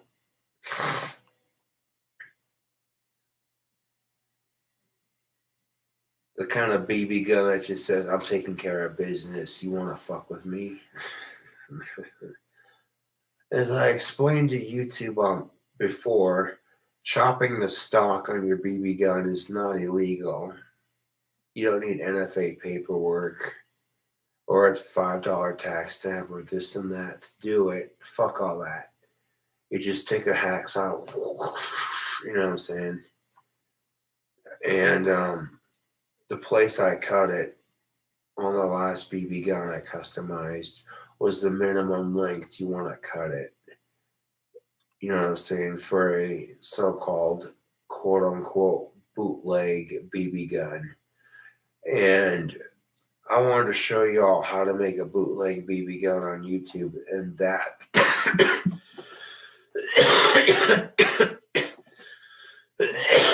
that I did. So like if you didn't want to spray paint it blue, I just showed you how to fucking tape it off and cut it and repaint it. You know what I'm saying? Basically making your own custom made sawed-off BB gun, which is kind of cool in its own special way. You know what I'm saying? Like there's a sort of rebellious feel to it. You pull out this custom colored BB gun, people are like, whoa, dude, what the fuck did you get that? And you're like, oh, dude, I made that myself. How the fuck did you make that? Oh, King Cobra taught me. Okay, that's cool. Right on. You know what I'm saying? But yeah. Trying to make a legit business out of selling those custom made BB guns that I made on YouTube, that I made showing you how to make on YouTube, I should say. There's some legal ramifications, and those legal ramifications come with, okay, you're already taking a gun that's pre-made and just adding your own personal touch to it. That's really, you know what I'm saying? So I'd make them as gifts for friends, but I wouldn't legitly, I would not sell them as a side business because I don't want to get sued, to be brutally honest. I mean, selling the wands and the merchandise on Teespring, yeah, that works. Selling them wands on Etsy and fucking selling that merchandise on Teespring, that works. But, dude, come on, trying to liquor license / officially make my dream combinations and what have you legit and selling them online to a nonprofit website. You got to be smart, okay? When you start getting some people noticing you, you got to be a bit savvy when it comes to people saying, oh, hey, I want to discover you. I want to be like, da da da da da da da da. Okay, you know what? Come on. When I said earlier, I want to be a famous musician, that's a bunch of bullshit. I would fucking love to play my music for thousands upon thousands of people screaming, King Cobra, King Cobra. You know what I'm saying? Like you go to a fucking stadium full of like 10,000 fans, all of them are smoking weed, and they all come to see me jam out live. I'd be cool with that, dude. You don't even know. I'd be fucking legit chill with that shit. Legitly, you know what I'm saying?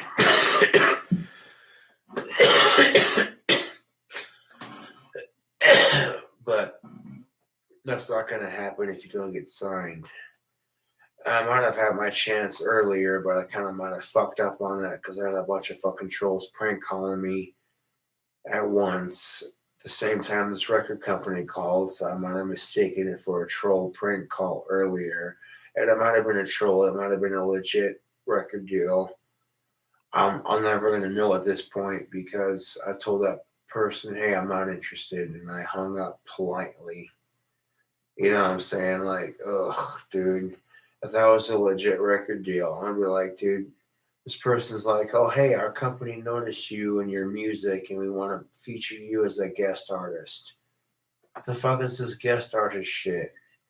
That was my whole fucking album. People are taking tracks from my album and submitting them as demos to various record companies, trying to get me discovered, and I appreciate it, but at the same time, if I haven't officially submitted it myself, then it doesn't feel legit, you know what I'm saying?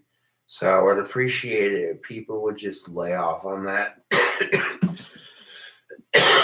No, no disrespect, because I appreciate the fact that people are trying to demo my album and share it with various people, trying to get me discovered. I appreciate that, but here's the thing. If I'm not getting discovered on my own terms, it doesn't feel as authentic, for one. And two, you're submitting stuff that I didn't submit. I didn't officially say, okay, I want to take Troll Slayer from Trails of the Abyss and be like, okay, I'm going to submit this to a record company. If they dig this hardcore shit that I'm representing, all right, cool, now we're going somewhere. No, dude, no. Because music is not about getting discovered. It's about making the music. You know what I'm saying? So that's why I'm not in a fucking hurry to become a fucking major rock star. You know what I'm saying? Because it'll happen eventually. But like, people trying to fucking rush that shit. And I'm just like, dude, come on, chill for a second. Just enjoy the music.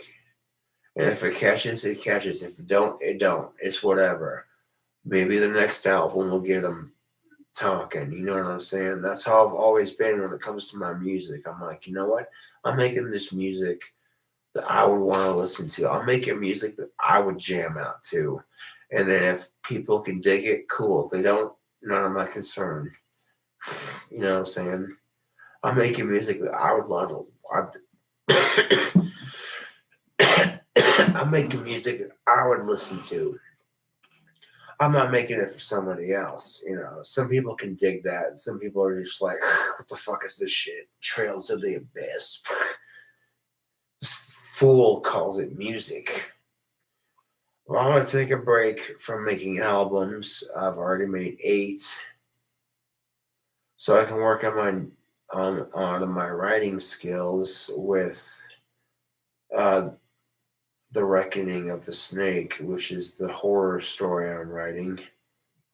It's about a gene-spliced cobra that gets created in a laboratory. Oh, it's been done before. I know it has. Oh, writing a story about a gene-spliced cobra in a laboratory. Ooh, that's original. Yeah, I know. It sounds original until you actually read the details I got going into it. It sounds like some legit shit that could happen. You know, take you on the edge of your seat.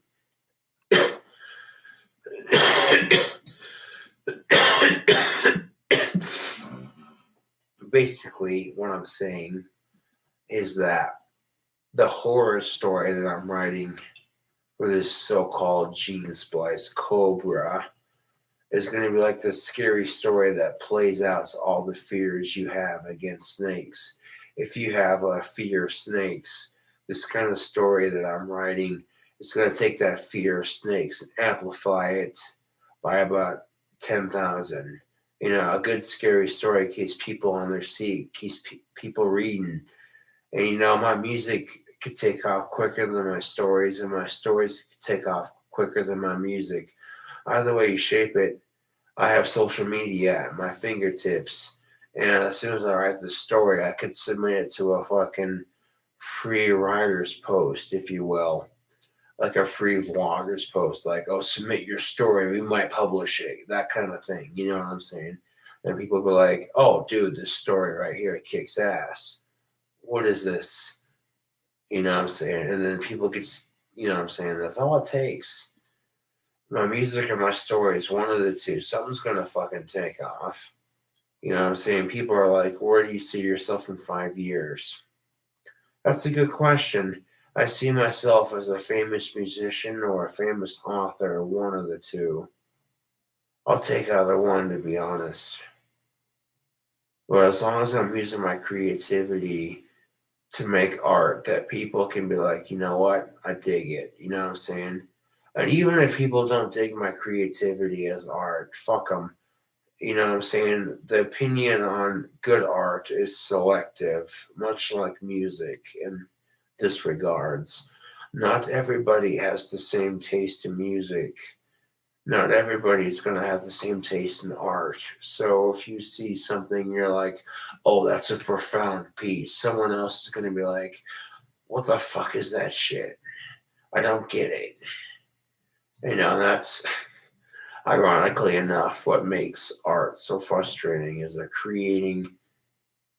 the expressing yourself through art. Some people are going to get it. Some people are going to be like, what the fuck is this shit? Fucking crap. So if you try to express yourself through art, whether it be through photography or through music or through painting or what have you, the way I express myself through art is selling my wands on Etsy and producing music like Trails of the Abyss. And of course, writing stories like the one I'm working on right now. Well, I haven't typed on it in a minute, but when I get that creative vibe going, you know what I'm saying? That's when I'm like, all right, where's that story at? Fucking finish the shit, you know what I'm saying? So I have at least 3 different creative outlets to express myself. And 2 of them are sellable. That's all I'm saying. You know what I'm saying? And then you throw the Teespring merch on top of it. Although, to be fair, if I had any control over what Teespring was pricing, I wouldn't make those sexy Cobra Angel stockings so fucking expensive.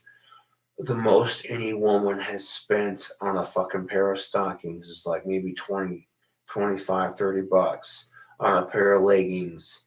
And it's like, okay, that I can understand, but spending $45 on a pair of leggings, like, god damn it, dude. As an entrepreneur, I'm looking at that like, dude, that's too fucking expensive. And I get maybe like $17 profit just from every pair of sexy Cobra Angel leggings that I sell. I'm like, okay, you know what? You're charging way too fucking much money for those leggings, for 1. 2, I'm getting jack shit for profit. And 3, okay, you know what? At this point, I'm like, you know what? It's an outlet to sell my product, to sell my image, to sell my symbol. And when I got black leggings with my mystical symbol, 1 on each leg, in black and green on either side, it looks good.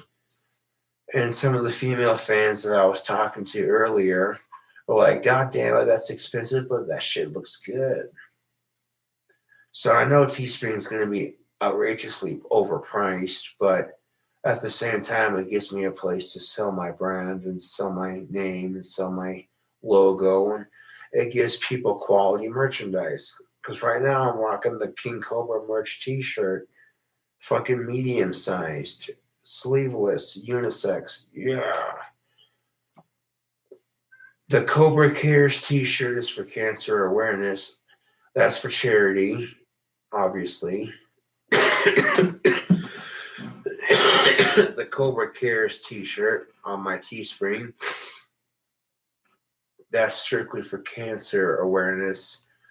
And that's a t-shirt I got going. All 304 t-shirts, every last 100%.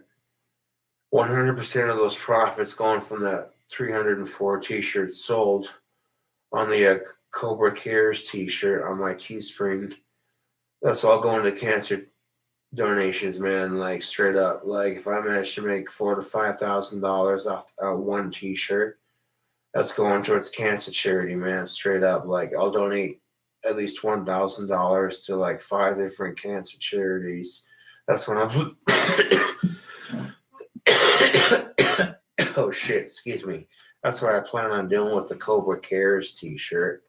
The Cobra Cares t-shirt, if I manage to sell all 304 of what I'm trying to sell, that'll give me enough money to donate at least $1,000 to like 5 different cancer charities and be like, boom, yeah. You know what I'm saying? That's what the power of the Cobra Cares t-shirt is representing. But other than the Cobra Cares t-shirt, that's the only shirt I'm doing for charity. All the other t-shirts are strictly for profit. Oh, shit. Ooh. God damn. But you can't blame me for trying to make some legit merchandise for my fans. Something for the ladies, something for the dudes, something for both sexes. You know what I'm saying? Yeah. And the products I got on Teespring on my own personal campaigns right now are looking fresh as fuck. Yeah, legitly. Now you got, of course, you got the KINGCOBRAJFS 1 t-shirts that'll go. Any KINGCOBRAJFS 1 t-shirt that's purchased will go towards helping the wand business out, helping get those wands out quicker on Etsy. You know what I'm saying? I don't like fighting the cold and drinking, but you know what? I'm gonna do it with y'all on YouTube, so I'm gonna suck it up. Always got a cold boo-hoo. This guy. Okay, I'll sell a pistol I bought recently to fucking pay for a new phone, but unless it gets really desperate, I'm not selling my shotgun unless it gets really desperate. That's my first legally purchased gun. This has been a sentimental value to that. I'm sure as any gun enthusiast would understand. You know what I'm saying? And that recent video I made with Michael Baldwin shooting off my shotgun, and Michael Baldwin had his 9mm pistol. Good, clean, Wyoming fun. I made for a decent shooting video, and I'm like, yo, check this out. You know what I'm saying? Oh.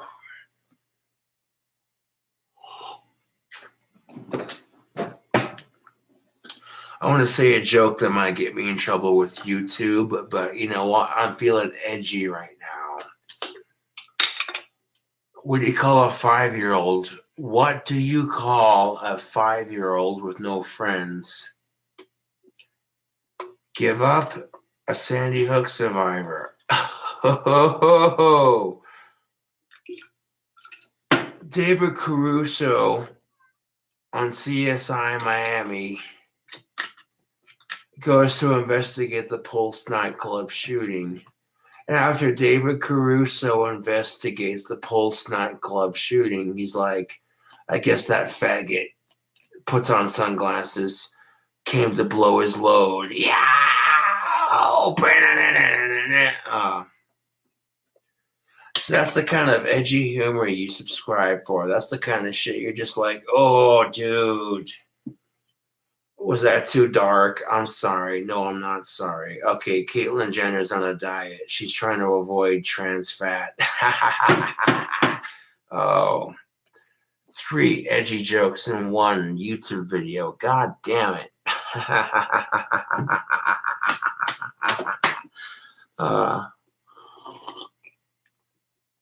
If you cannot, excuse me, let me rephrase that. If you cannot laugh at the sick, disgusting, disturbing shit in our society, then you're not living. How the fuck am I supposed to be scared of Kim Jong-un's nuclear threats when there's a fucking mass shooting in this country every other fucking week? Oh, is that too fucking real? I'm supposed to be scared of the terroristic threat when I'm desensitized to fucking violence and knowing that all I got to protect myself is a side-by-side shotgun in case shit hits the fan? Okay, that's better than a sharp stick. Is that too fucking real, YouTube? Maybe not. But one thing about Monster, it's made in the good old US of A. That's something you can't deny. Monster Energy drinks made in the good old US of A. Oh, it's delicious. Oh my God, yes. I said to myself, okay, you know what? I'm only going to have one drink for the ASMR. I'm not going to get too swifty for the ASMR, but then I get to chatting with all you cool cobras, and next thing you know, I'm going way past my limit. Pull out the Rick and Morty flask that I filled up. Oh, jeez, Rick. Oh, jeez, Rick. I managed to consume the whole flask full of Pinnacle Peach Vodka, mixing it with this Monster, and I'm cool with that. This flask is empty, and I'm cool with it. Because I'm sitting here doing a drink combo video for you sick, cool people chilling out. On this glorious occasion. Oh, careful now. Don't want to knock that off the desk. There we go.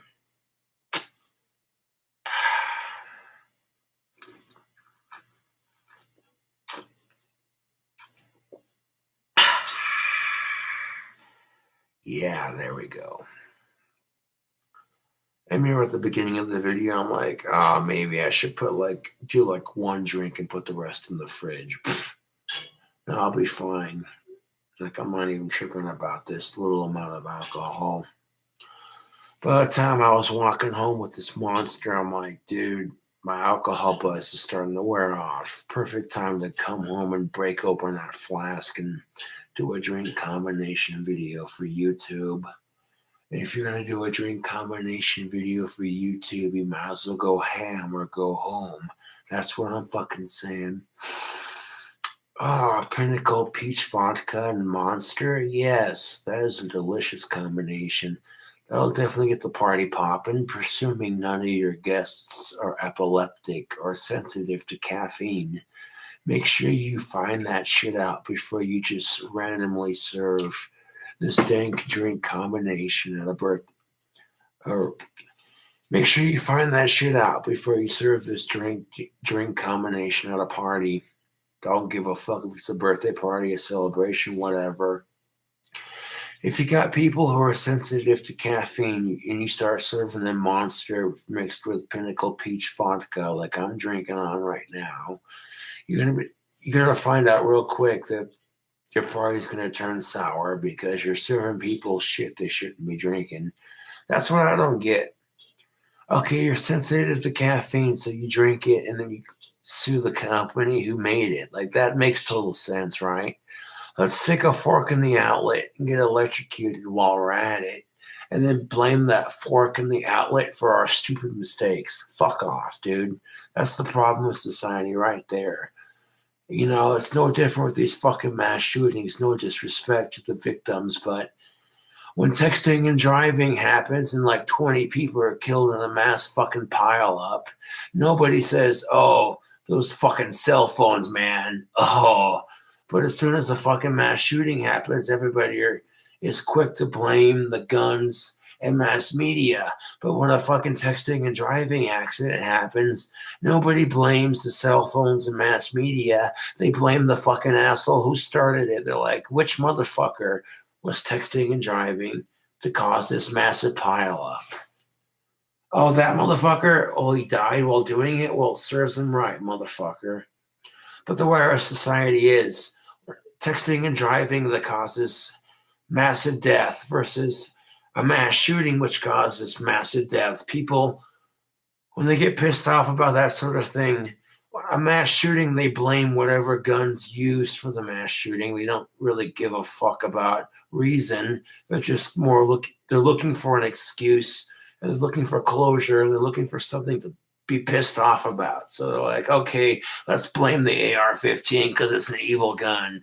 Nobody complains when the fucking U.S. military uses the AR-15 to defend themselves in our country against terrorism.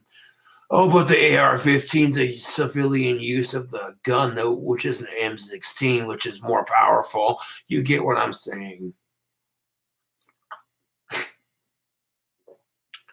Could you imagine if our first president, George Washington, was found out that cannabis is illegal in our country and that people are having a pissing match and a fucking snowflake fit over which gun should be legal and which gun shouldn't be? He'd be like rolling over in his fucking grave right now, dude. Because George Washington, our first president, had the biggest cannabis plantation in the country. While he was in office, he would smoke it for his toothaches. He died of a mouth infection, but at least, he'd smoke the weed for his pain. It helped him get by, man. People think, oh, George Washington didn't smoke weed. He just blowing smoke up our Asperger's. Look it up. Oh, George Washington was wasn't the only president to smoke weed. As it is 420, I figure I'd point out some political facts that George Washington's not the only president to smoke weed in office.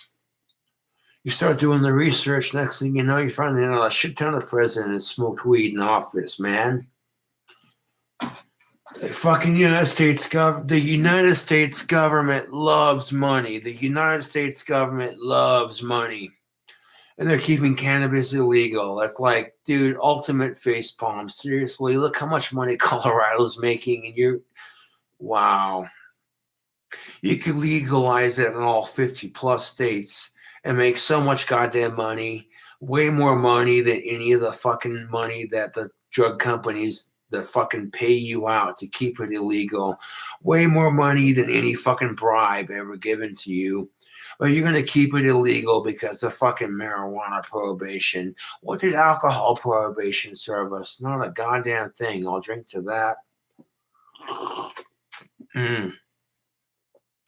Are you interested in some Wyoming history? Did you know that Wyoming was the last state to raise the drinking age to 21? For the longest time, you could be 18 years of age or older, old enough to die for your country, old enough to die for your country, old enough to vote, old enough to drink. That's the way I fucking sees it. But the way the government sees it, like, no, you got to be 21 years of age older to drink. The way I see it, tobacco and alcohol should be the same fucking age, 18 years of age or older. Just be responsible with it. You want to educate, all that sort of good stuff. But I'm not in charge of the laws. All I can do is bitch and complain about the shit I can't change. That's what I do on my channel, man. I bitch and complain about the shit I can't change. And some people can relate to what I'm saying. That's why they subscribe to this madness. So much for ASMR, god damn it. Fucking peach vodka and Monster, good god. That's good shit though. How many thumbs up do we have? We got 8 people who like the video and 28 viewers. 4:25, the bewitching hour is almost up. The bewitching hour is the hour of 3 and 4 in the morning, as most of you should know by now if you follow my channel. And the bewitching hour is almost up. Doing an awesome drink combination at the bewitching hour for your sick entertainment, because I've been drinking all night, but that's beside the fucking point. At least I'm not driving. Oh. That's kind of the joke I made. When I was walking the loafing jug, I'm like, oh, at least I'm not driving the loafing jug wasted. No, if I got my Studebaker and I was hanging out at a hot rod show and I drank too much, I'd pass out in the backseat of my Studebaker before I drive it to a hotel, because I'm not driving drunk. Fuck that shit. Fuck that shit. Fuck that shit. It's all good in games, having a good time partying and drinking, but you gotta be responsible about that, man. Like, if you're too drunk to drive, then don't do it. You shouldn't drive buzzed anyways. That's just common sense. God, the King Cobra's telling you this for real. I don't give a fuck what country you live in. Don't be driving home buzzed. Fuck that shit. If you're too buzzed to drive, fucking walk home. That's all I'm saying. Like, we can cut down on the bullshit if we work together as a human race. I don't give a fuck, dude. Like, you say you're colored because you're black. Fuck that. The way I see it, every human's colored. We're all a different color. We all bleed the same color of blood, and that's red. Can you feel me on this, YouTube? I'll drink to that. Fuck racism. The funny thing about racism is that it literally exists in every race, because the word race is in racism. The very simple fact, if you break down the word racism into 2 words, ism and race, therefore implying that racism exists in every race. It's unfortunate, but it's the goddamn truth. But when society chooses to focus on the white man being a racist pig, it just makes white people in general look like pieces of shit when the rest of us are just like, dude, come on, really? I'm white and you're going to assume I'm a racist pig just because I'm white? That's fucking judgmental. I can't complain about that shit because I'm white, right? Because people who are black or ethnicity or some type like that have struggled a lot worse. So if I complain about being stereotyped, people are going to look at me and be like, oh, you have no idea what it's like. So don't even complain about unfair treatment, motherfucker. It's like, okay, look, I'm not here to compare sob stories. I'm just saying, as human beings, we all struggle. That's all I'm fucking saying. And fuck the struggles when you can drink to it. Because the struggles will often make us stronger. Sometimes, this is something I've noticed, YouTube, is sometimes our struggles make us stronger. You think for 1 second that, okay, you're having a shitty week, and then all of a sudden, everything starts working and falling into place. All right, cool. Awesome. But sometimes your struggles will make you stronger. And this isn't just the alcohol talking, this is wisdom right here. If you're struggling in life and you think, oh, what the fuck? Why did that? You know what I'm saying?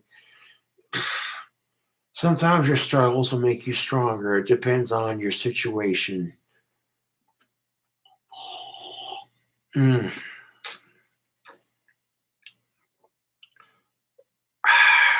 It's just about drinking all the alcohol I have to my possession. Hold on, one more sip. Mm.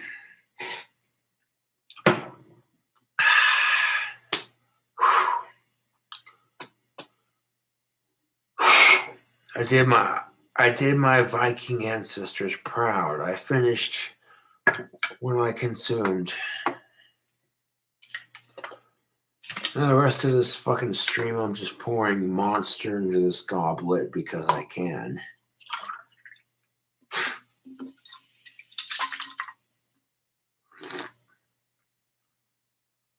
Mm.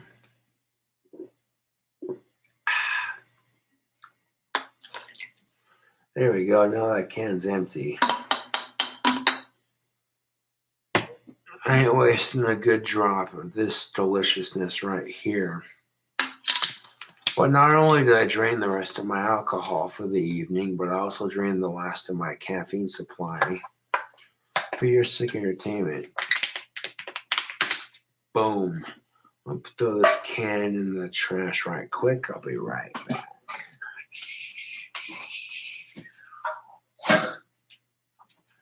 A lot of these people who are copying KOBRAJFS ones, they're like, okay, this dude's making some legit money doing this. I want a part of that action. And they try to do what I do, and it's like, okay, it's not as good. I'm telling you right now, KOBRAJFS ones is legit. I'm not going to always have a full supply, a full batch on KOBRAJFS ones, but when the batches come in, you got to buy them. That's all I'm saying, man. I'm not going to say when they're going to be in place. Occasionally, you might see me making wands on YouTube. But for the most part, get them when you can. That's all I'm saying. Ooh. Is that flask really empty? Yes, it is. Holy shit. I definitely exceeded my limit on alcohol for the evening as I am out, but a drink combination I will give you.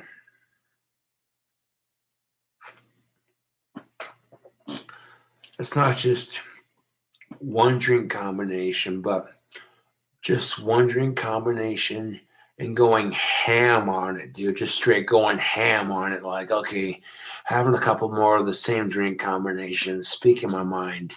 That's the kind of shit, man, that makes the drink combination videos more in depth. Ha.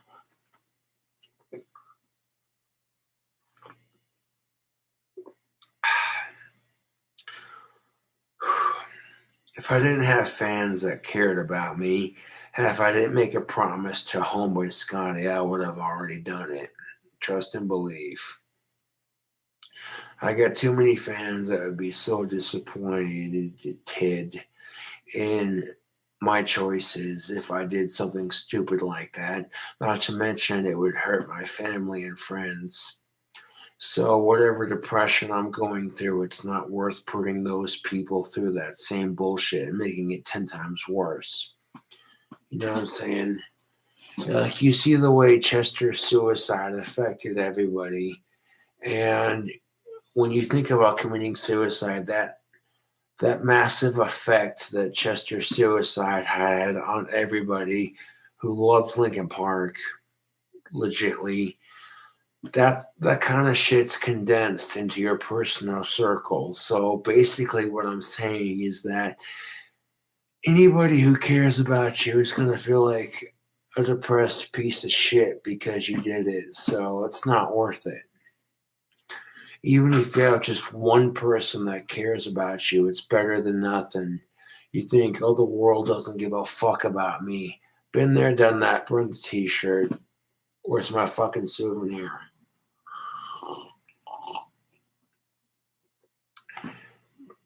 It's easy to feel empowered when you have an attractive girlfriend, yes, but remember that shit's not guaranteed for life. So, yes.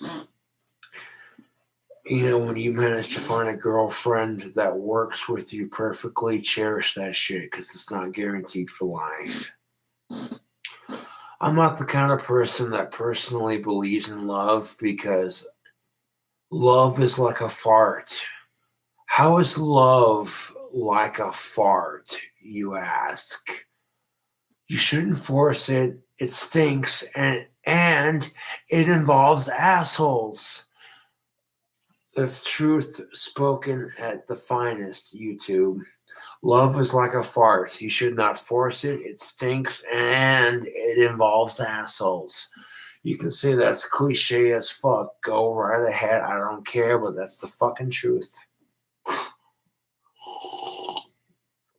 The biggest complaint that men and women have towards each other when it comes to dating is, well, they're fucking mean to me.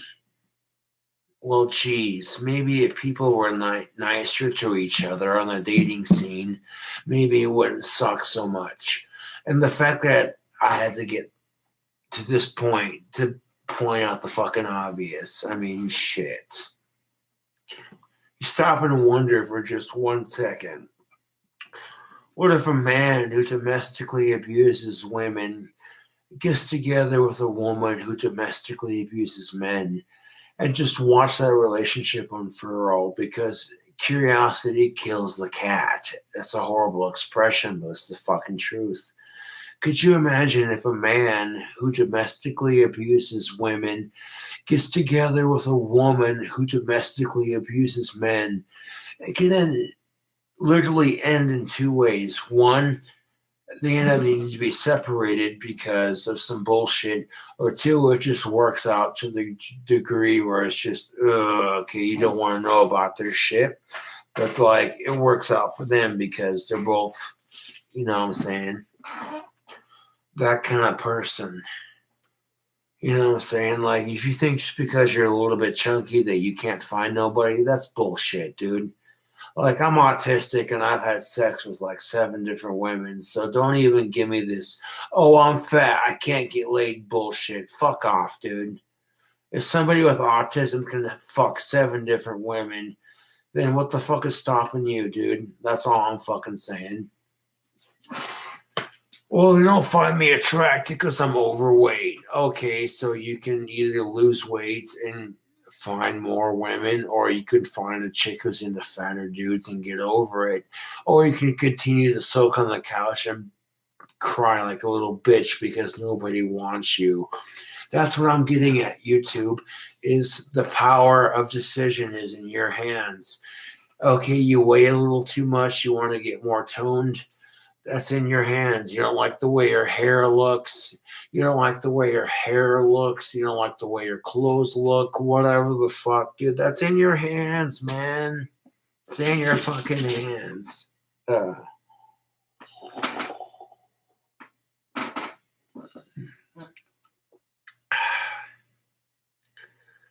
that sucks. I'm out of Monster and alcohol.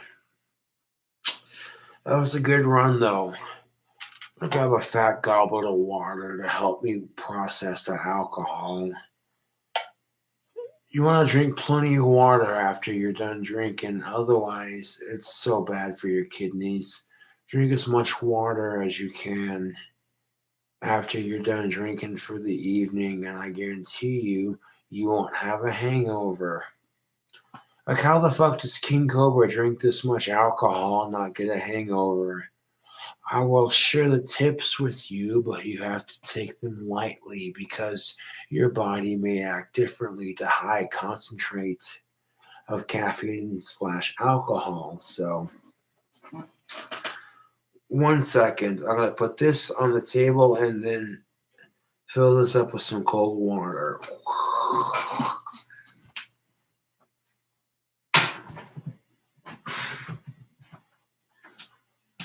Oh, shit.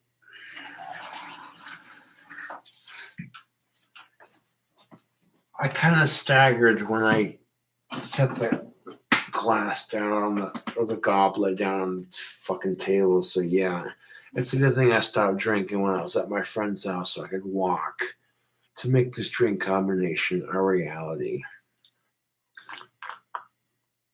If you're just tuning in, you missed all the good shit, me mixing the drink and just going ham with it. Right now, I'm just sipping on some water after drinking some hard alcohol. Sipping on water after you drink hard alcohol helps prevent hangovers and it helps your kidneys process all that liquor so you're feeling less sicker when you wake up. Now, if you got a hangover, there are 2 cures: smoking weed and Sprite. You have a hangover, drink some Sprite, and you'll be feeling all right. That's the rhyme. That's how it goes. Trust and believe. Okay, if you can't get weed to treat your hangover, King Cobra giving you some solid advice. Sprite will cure your fucking hangover so quickly you don't even know. You get done drinking some alcohol, you're like, fuck, I'm thirsty. Okay, drink some Sprite, drink some water. Pee out most of the alcohol you have in your system, you'll be fine. But above all, like I said, it's 420. Let's be responsible. Let's be smart about this. Let's be respectful and mature. Let's be reasonable, okay? Don't be doing stupid shit on 420 and making this holiday look bad for the rest of us. That's all I'm fucking saying. That's all I'm fucking saying. YouTube, that's reasonable. If somebody who comes to you and says, hey, I'm going to do a drink combination, that's reasonable. Like a shit.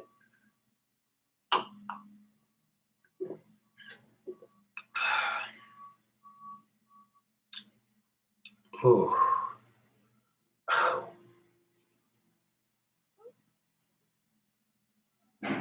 4:41. So the bewitching hour is almost upon us completely, but not entirely.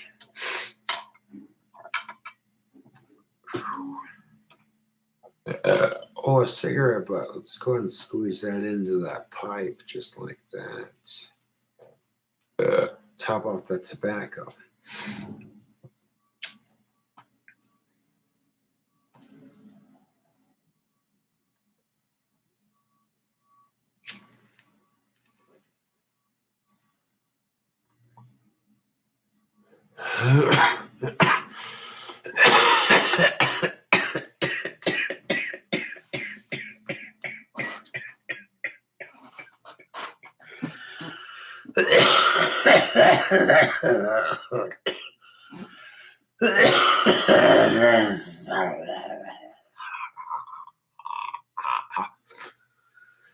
Oh, that's good tobacco. Coughed my ass off for that tobacco all day, every day.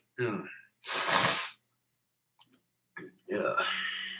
The kind of tobacco that just knocks your sinuses clean after every hit. And on top of that, it clears the mucus out of your lungs and your system so that you get over your cold faster. I mean, what kind of tobacco is this? None of your business. uh, Vicks NyQuil. Yeah. Vicks DayQuil. Yeah. I may have controversial methods of treating the common cold, but it works for me. Not to mention my immune system is top notch, so I hardly ever get sick. Maybe once every 3 years I'll get a little bit sick. Every 3 to 4 years I'll get like really and then like I'm over it in like 3 to 4 weeks. So eh.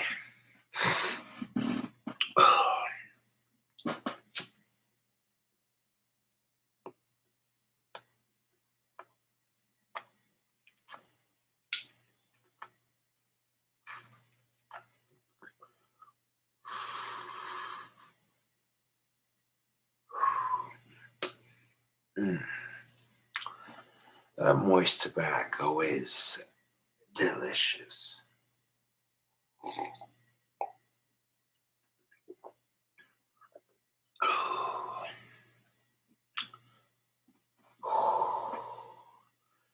A glass of cold water after drinking is quite refreshing, yes. People are like, oh, he just loves to drink.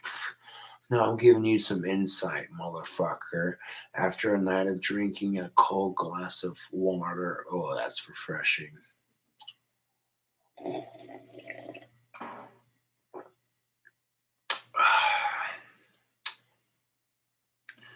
But don't go too ham on the water. You don't want to get water poisoning.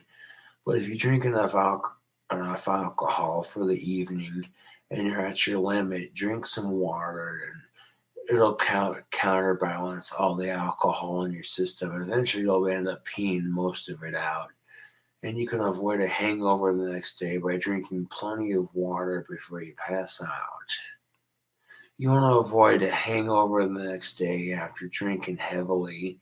Drink plenty of water before you pass out. Make sure that your bowels are empty before you pass out. And I guarantee you ain't gonna have a fucking hangover. You might have like a little headache, like, okay, if just for a second, and then you're like, whoa, okay, back in action.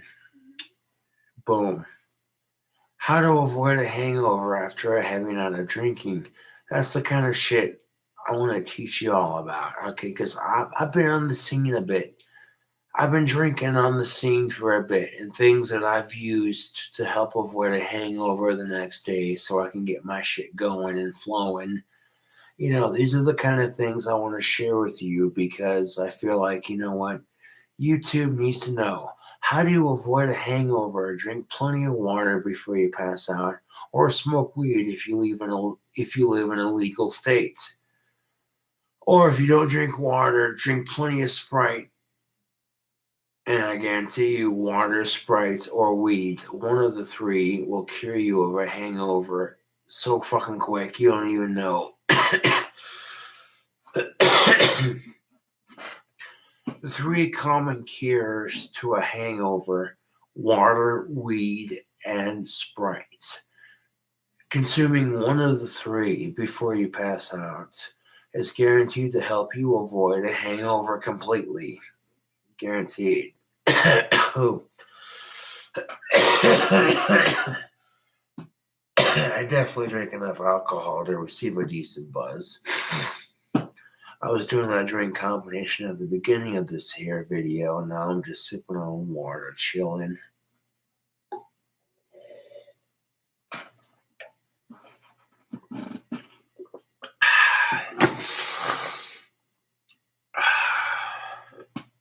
Deliciously refreshing. So yeah, if you're a hardcore caffeine / alcohol fan, definitely give Pinnacle Peach Vodka mixed with Monster a try. If you're sensitive to caffeine, I would avoid mixing energy drinks with alcohol just for your sake. It's knowing your limits before you make it. That's all I'm saying. Uh, know your limits before you consume it or make it. If you want to get wasted, that's all good and fun, but being smart about it is even better. You feel what I'm saying, YouTube? Some of you are going to be like, okay, how long is this live stream? 2 hours of this bullshit. And he's like, continuing. Okay, no, but I'm giving you some solid advice here. Be smart about your drug use. Don't be a dumbass. Don't be a fucking dumbass. Be smart about your drug use. I can consider alcohol drug use because getting drunk is a form of getting high, even if, it's legal and you're not driving home or you're too broke to call a taxi and none of your friends are, anywhere close to sober enough to drive. That's when you're like, all right, gotta walk, I guess, but that's better than driving home intoxicated. So, like I said, you gotta be smart with your buzzes, man. Like, people are too stupid when they get wasted, they do stupid shit. And it's like, okay, if you can get wasted, have a good time getting wasted, and then avoid doing stupid shit while you're wasted. You know what I'm saying? You know what I'm saying, YouTube?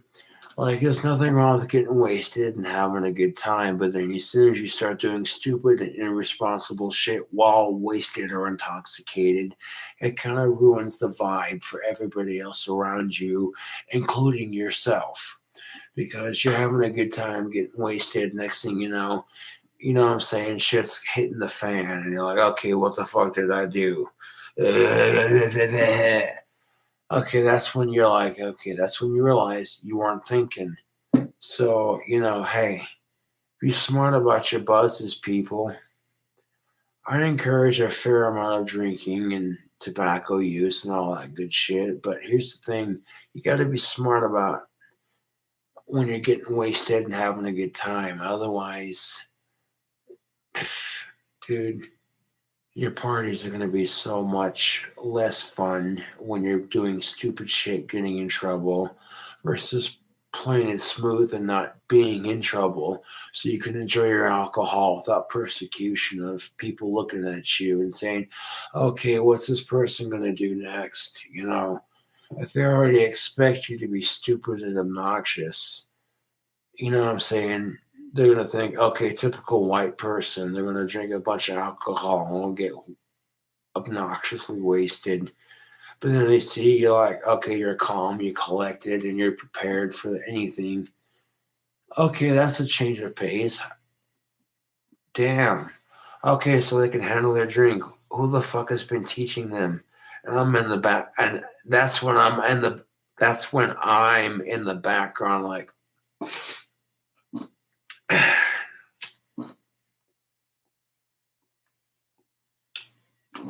because there ain't nothing worse at a party than some obnoxious drunk white asshole. It's just like, that's any person, really, man. Any obnoxious drunken asshole at any party just kind of kills the vibe. I don't give a fuck what race that person is. That doesn't even fucking matter. If they're drunk, obnoxious, and being an ass and making an ass of themselves, it's just like, okay, dude, whoa, okay, whoa, why are you trying to kill the buzz, brah? Brody, why are you trying to kill the buzz?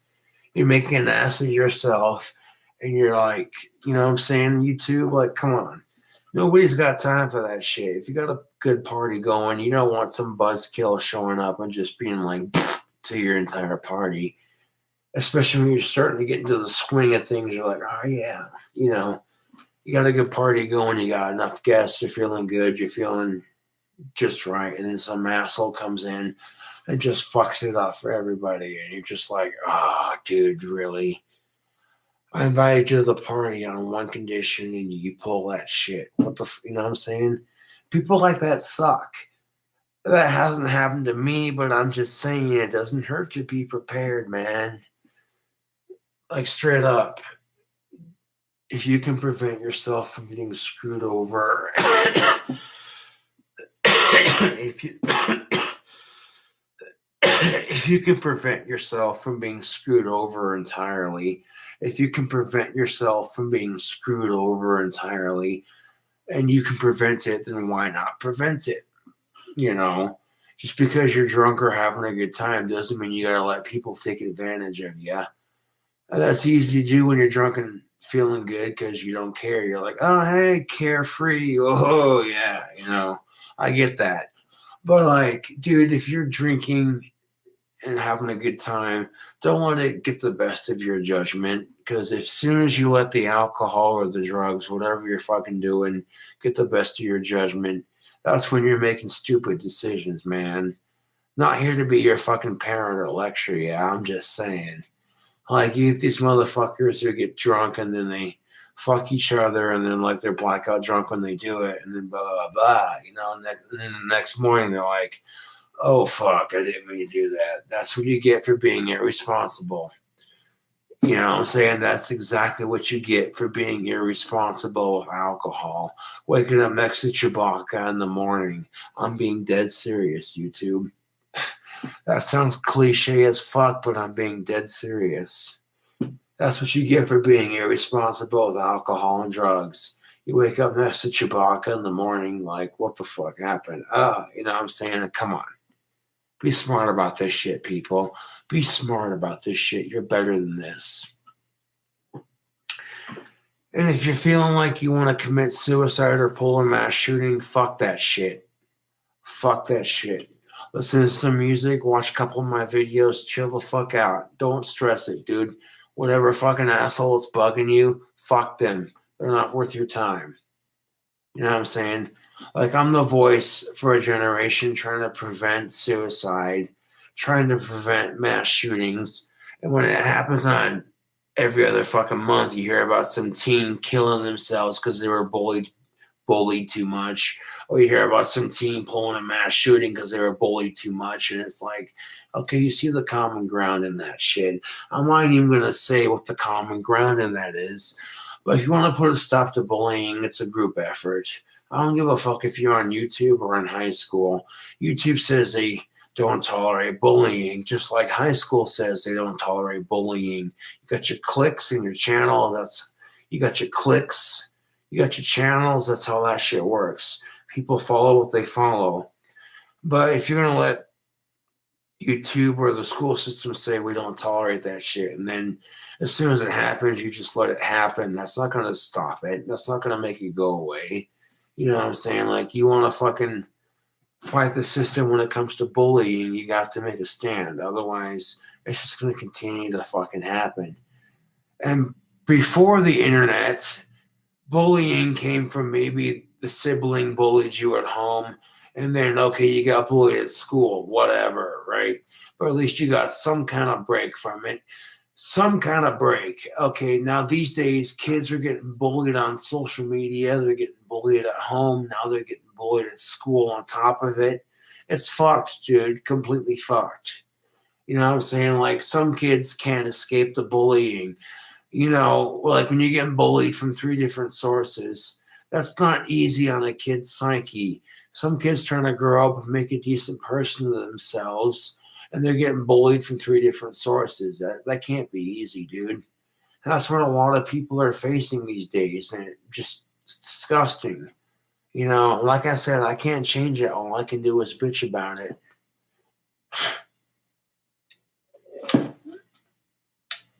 Oh, my water mug is empty.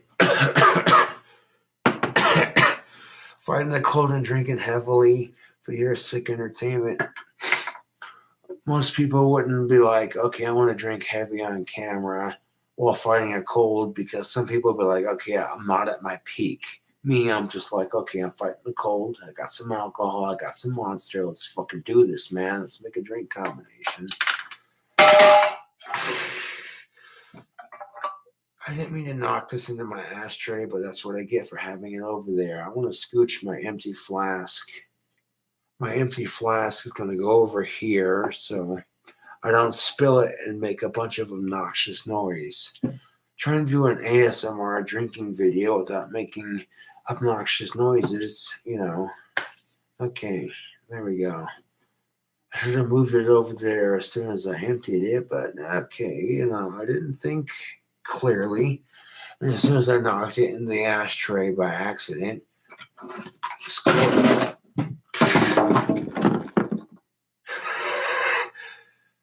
this gorgeous ashtray right here. Okay, hold on. The staff that I knocked over moving the ashtray, that goes back up over here.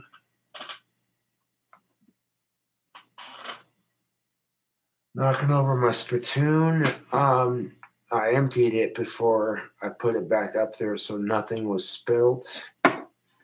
Set that right there. Yeah, this gorgeous ashtray right here. This thing's sick.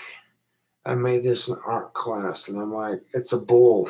It was an assignment in high school. They're like, make a clay bowl. Okay, that's cool.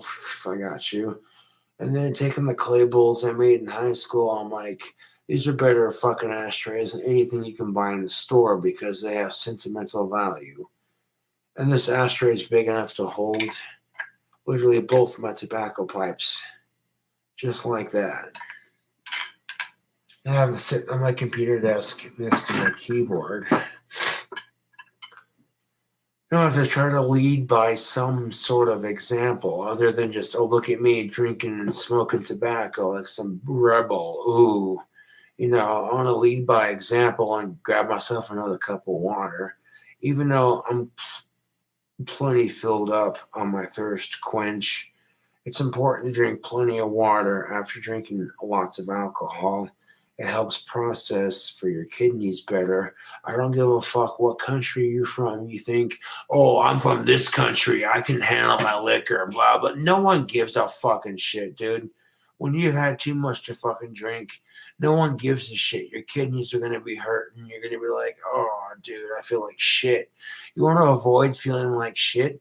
Do you want to avoid feeling like shit after you drink alcohol?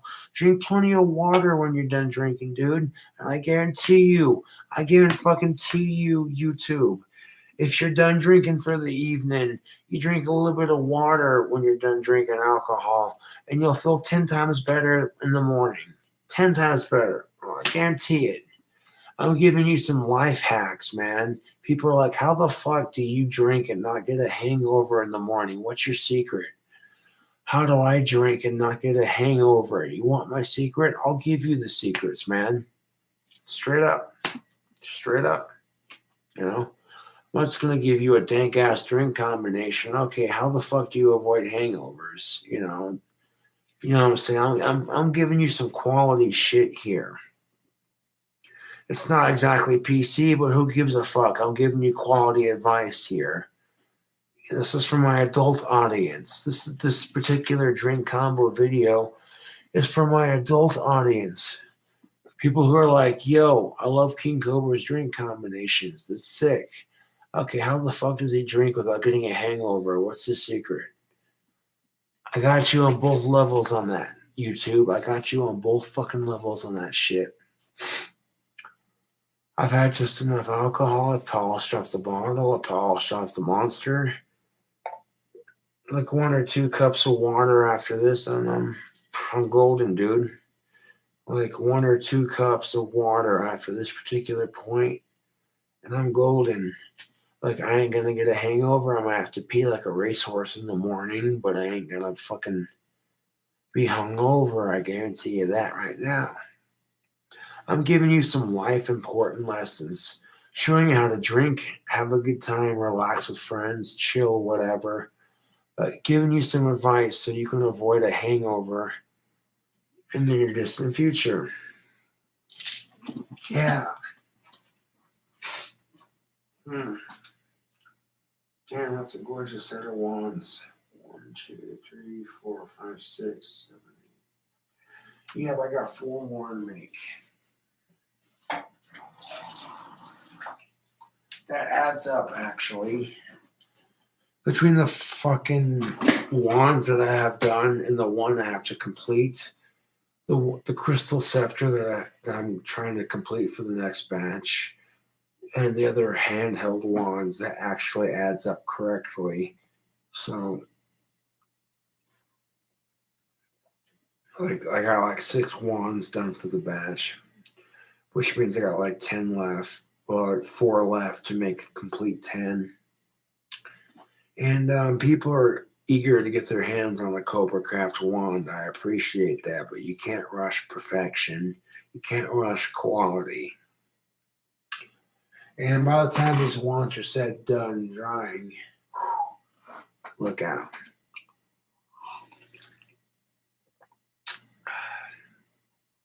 Holy shit. I could go for another cigarette right about now, but I'm out, so tough tits.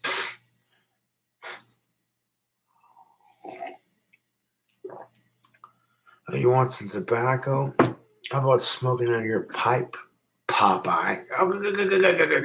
Wow, I'll have your creamy spinach.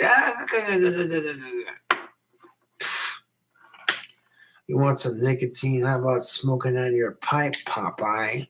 Boop, boop. I'm just saying, I got these massive biceps and I had to go for it. It was a shitty reference, but I went for it.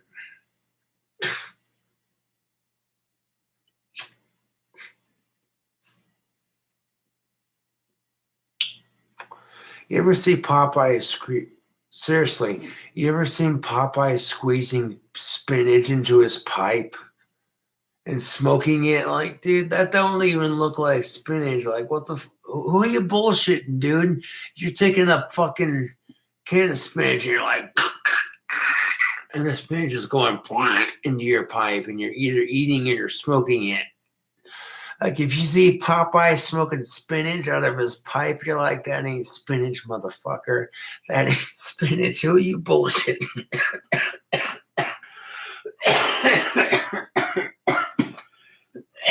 Oh.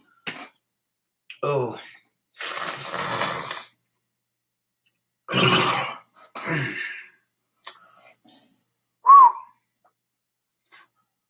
Oh, man. After a night of heavy drinking and then coming home and being like, hey, you want a drink combination video? I got you, YouTube. I got you. Not only is the drink combination going to be dank as fuck, but I'm also going to give you some pointers on how to drink more responsibly and have a good time. So that way you're not feeling like shit the next day after you're drinking, that kind of thing. Because somebody who's experienced with drinking just a bit, I found a couple things that work for me, and maybe they'll work for you. I'm not going to make any promises, but the basic tips that I offer, like drinking plenty of water after you're done drinking for the evening, that's an excellent tip right there. If you've had enough to drink and you're feeling just fine and you've reached your limit for the evening, you start consuming water as soon as you're done drinking. Boom. Instant solution, man. Instant fucking solution. Yeah, buddy. And these are the kind of tips I give to you fine folks so you can enjoy your alcohol and your buzz a bit more responsibly, knowing that you got your shit covered. Yeah. And of course, after consuming a shit ton of alcohol and water, my bladder is starting to fill up, and I don't want to piss on camera. As I said earlier, I'm trying to avoid using the restroom on camera from now on, if I can avoid it, because it doesn't look very professional on camera. I'm taking a shit or taking a piss on camera, leaving the fucking screen for about 5 to 10 minutes. You know what I'm saying? Some people are going to be like, okay, I can respect that. That's a bit more human-like. It's natural to have to use the bathroom. And some people are going to be like, oh, that's disgusting. Why the fuck would you take a piss or a shit while you're making a video? Who the fuck does he think he is? And that's...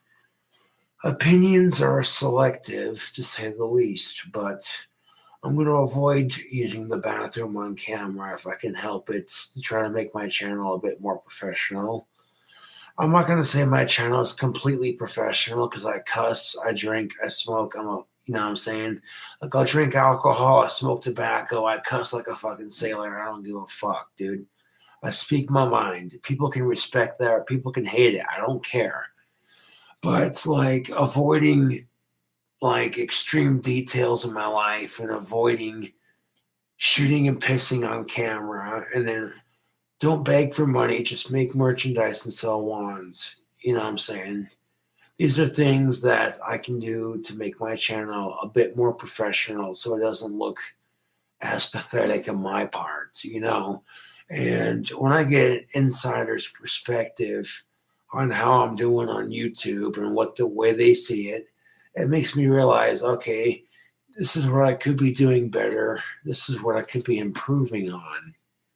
And if I'm giving you solid ass tips on how to drink better and have a funner time, not only are they solid ass tips on how to drink better and have a much more enjoyable time, but also improving my YouTube and the way I present myself on YouTube so the viewer experience is more pleasant. That just adds to my subscription count, man. That's all I'm fucking saying. Oh, wee. But yeah, Henry Ford's first Model T ran on hemp ethanol, and the seats and parts of the car were made out of hemp. They don't tell you that shit, do they? Oh yeah, Henry Ford's first Model T ran on hemp. So don't... Oh, wait, you can use hemp to power your cars? Well, if you can use corn ethanol to power your cars, then hemp ethanol doesn't sound too far out of the corner, does it?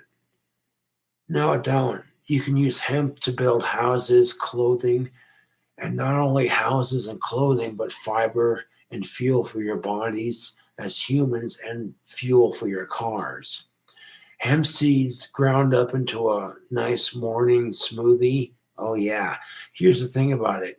Hemp is not illegal, but cannabis is. So if you want to grind up some hemp smoothie seeds into your smoothie, they can't say shit. You're boosting your antioxidants. You're boosting your immune system. It doesn't get you high. It's a health benefit. That's why it's not illegal. But how the fuck is the government going to say, okay, Oxycontin's perfectly fine, but if you smoke weed for your shit, you're a fucking criminal. Get the fuck out of here with that. Oxycontin is so bad, you can become addicted to that shit, just like cigarettes. And on top of that, not only is it habit forming, but Oxycontin is way worse for you than cannabis. Like, I'm sick and tired of arguing cannabis prohibition with you people. I've said it enough over the years that I think people are like, oh, King Cobra's bitching about pot prohibition. Is King Cobra really bitching about pot prohibition? Just like he bitches about being single? Oh, I'm tired of hearing it on his channel. God damn it. He bitches about being single. He bitches about pot prohibition. I'm sick of hearing it on his channel. I'm sure you are, but I'm sick of bitching about it to some degree. And I could see myself finding a smoking hot goth girlfriend before pot becomes legal in Wyoming at this point, because this is ridiculous, dude. Oil field workers in Wyoming are losing their jobs because oil is drying up in Wyoming. Instead of legalizing pot and hemp, they're just like, oh, well, let's cut programs from schools. Let's make tobacco and alcohol more expensive. Let's just fire the oil field workers where the oil is drying up. And who gives a fuck about the consequences?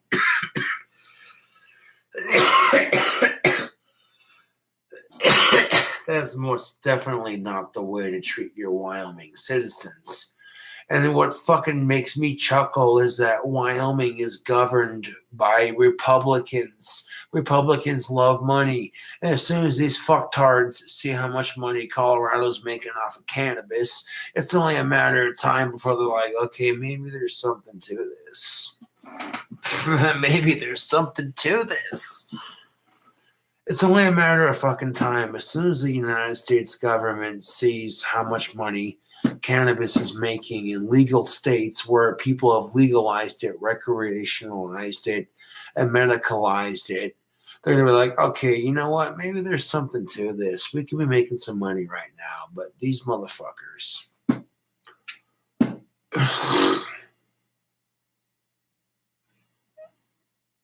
Okay, 2 hours and like almost 3 hours of just surreal drink combination goodness. Yeah, like 21 likes and 35 views. That's what I'm talking about. Even for this late in the early morning, that's pretty impressive. So my bitching and ranting and insight is reaching some people. I like that. I'm not going to do a drink combination and leave you hanging. If I'm going to do a drink combination, I'll give you some insights and some helpful advice. You know, if you're drinking and you've had too much to drink and you've reached your limit, take a piss, do what you got to do. You know, but after you're done drinking for the evening, drink plenty of water before you pass out. And I guarantee you, your hangover won't suck nearly as bad the next day. Because all that water will help your liver process the alcohol you've consumed within one evening. And the alcohol helps dilute, the water helps dilute the alcohol in your liver, which makes it easier to process, which in cord makes the hangover suck less in the next day. You see what I'm saying? Like, it'll make the hangover suck less the next day. It's just basic fucking human analogy, man. I mean, it works for me, so if it works for me, chances are it might work for you. Even though I practice magic and do my own thing, whatever, fuck all that. I'm giving you some basic tips, man. Oof. I gotta pee right now, but I'm not gonna do it on camera because people are like, oh, well, you're pissing and pooping on camera. That's disgusting. So, I might end up ending this video and maybe doing a part 2 after I piss, or maybe not doing a part 2 after I piss. Let's see how I'm feeling after I piss. I might do another ASMR video that's like even shorter than this one. I might just be like, end the video, take a piss, and then do whatever, you know what I'm saying? The point being is the world's my fucking oyster, and if I discover something that makes drinking more enjoyable and then less stressful the next day, if I discover a way to make drinking funner and less stressful, I'm going to share that shit on YouTube because that's how awesome I am. Like, you shouldn't be drinking if you're underage. It's just smart to wait till you're old enough. But I'm not in control of my fans. My fans are going to see me drinking and having a good time on YouTube, and it's a bad example. I'll be the first to say it. You know, I got my underage fans watching me smoke tobacco and drink alcohol, glamorizing the two. They're going to be like, okay, this King Cobra is a bad influence. Goddamn right. But here's the thing. If you're underage for tobacco or alcohol, wait till you're old enough to consume the product. It's less stress on your life. Getting a tobacco minor in possession or an alcohol minor possession, it's just not worth it, dude. Like, I know it sucks waiting to be old enough to consume those products, but here's the thing. It's less stress on you when you're younger. So when you're older, you're not going to be looking back going, God damn it. Because by the time you're fucking 27, in most cases, you're old enough to consume tobacco and alcohol in any country. Any goddamn country in the goddamn world, you're old enough. By the time you're fucking 27 years old, you're old enough to consume alcohol and tobacco in any fucking country. They ain't gonna say shit. So if you live old enough to be 27, man, be proud of that shit, man. Because, you know, that's 27 years of life kicking you around and you saying, that's the best you got, motherfucker. Get back up and dust off your boots. You know what I'm saying, YouTube?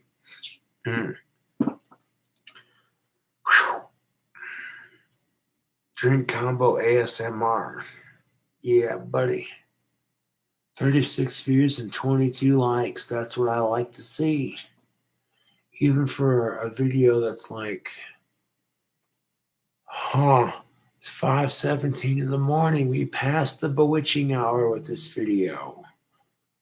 Damn, even for 5, 6 o'clock Wyoming time, early as fuck in the morning. And look at that. 38 views and 22 likes. Sweet. I'm liking that. I'm liking that a lot. Fighting the cold and giving you some wisdom. That's how I roll. I hate being absent from social media and saying, oh, well, I got a cold. I hate using that as an excuse. Okay, my fans demand content, so using the cold as an excuse. Oh, my nose is stuffed up. Even with my fucking nose stuffed up, I'm still fucking pulling off some bomb ass fucking amazing vocal covers. So you wait till that vocal cover. You know what? Fuck it. When I end this video, I'll wait to do a live stream when it's a bit more appropriate and I can do some awesome bomb ass vocal covers. This stream's going to be long enough by the time I end it because it's almost like, god damn it, like almost 3 hours long. God damn it, dude. Drinking and smoking tobacco this fucking long on camera just for your sick entertainment, giving you some King Cobra spun wisdom. Oh. So have a happy and safe 420. I hope y'all are smart and responsible about that shit. You know what I'm saying? Like if you got the munchies and you just got done smoking weed and you're too fucking high to drive, order a pizza. Straight up. I'm not bullshitting you. Call Pizza Hut or Domino's and be like, hey, yo. You know what I'm saying? If you're too fucking stoned or drunk to get fucking food, order a pizza. That's your next best bet. People are like, well, what do I do if I'm fucking hungry and I don't want to make food and I want to drive somewhere to get it? Dude, just order a fucking pizza. If you're too fucking stoned or drunk to make food and you're hungry and you just want something quick and easy to snack on, order a fucking pizza. Like, save yourself the bullshit of trying to cook. Some people can cook when they're stoned and drunk. Some people can't. Don't test yourself on that shit. Just be smart about it. Order a fucking pizza. If you got a group of people you're drinking and smoking with, dude, ordering a pizza, fucking A, dude. Last time I went to Colorado to smoke weed with some friends, oh, dude, that was fucking awesome. We ordered a big-ass pizza, and, oh, dude. Oh. Pizza, when you're stoned as fuck, is delicious as shit. I don't give a fuck who you are. Like the two to three things I consumed when I was in Colorado smoking with friends, pizza, sushi, and bacon cheeseburgers, man. Like some combination or variants of the three. And every time I go to Colorado with friends, man, I'm just like, okay, that's fucking dank. You know what I'm saying? Like, ooh. Yeah, like legitly. It'd be nice if it was legal in Wyoming. I wouldn't have to fucking go all the way to Colorado just to fucking treat my cataracts and my Asperger's. Now, marijuana doesn't cure my Asperger's, but it treats my cataracts, and it makes the autism easier to deal with on a day-to-day basis. It doesn't cure my autism, but it does cure my cataracts, which is one less fucking bullshit thing to deal with. And the fact that marijuana can be used to treat my autism to a point where it treats my autism to a point where it makes it easier to deal with on a day-to-day basis.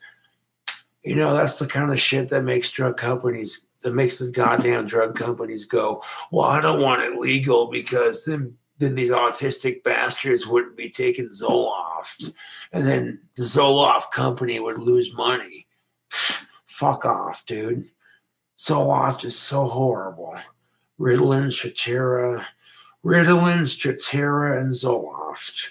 The big fuck you almighty to the three, because those are the three pills that people often prescribe to patients who are diagnosed with ADHD or some form of autism.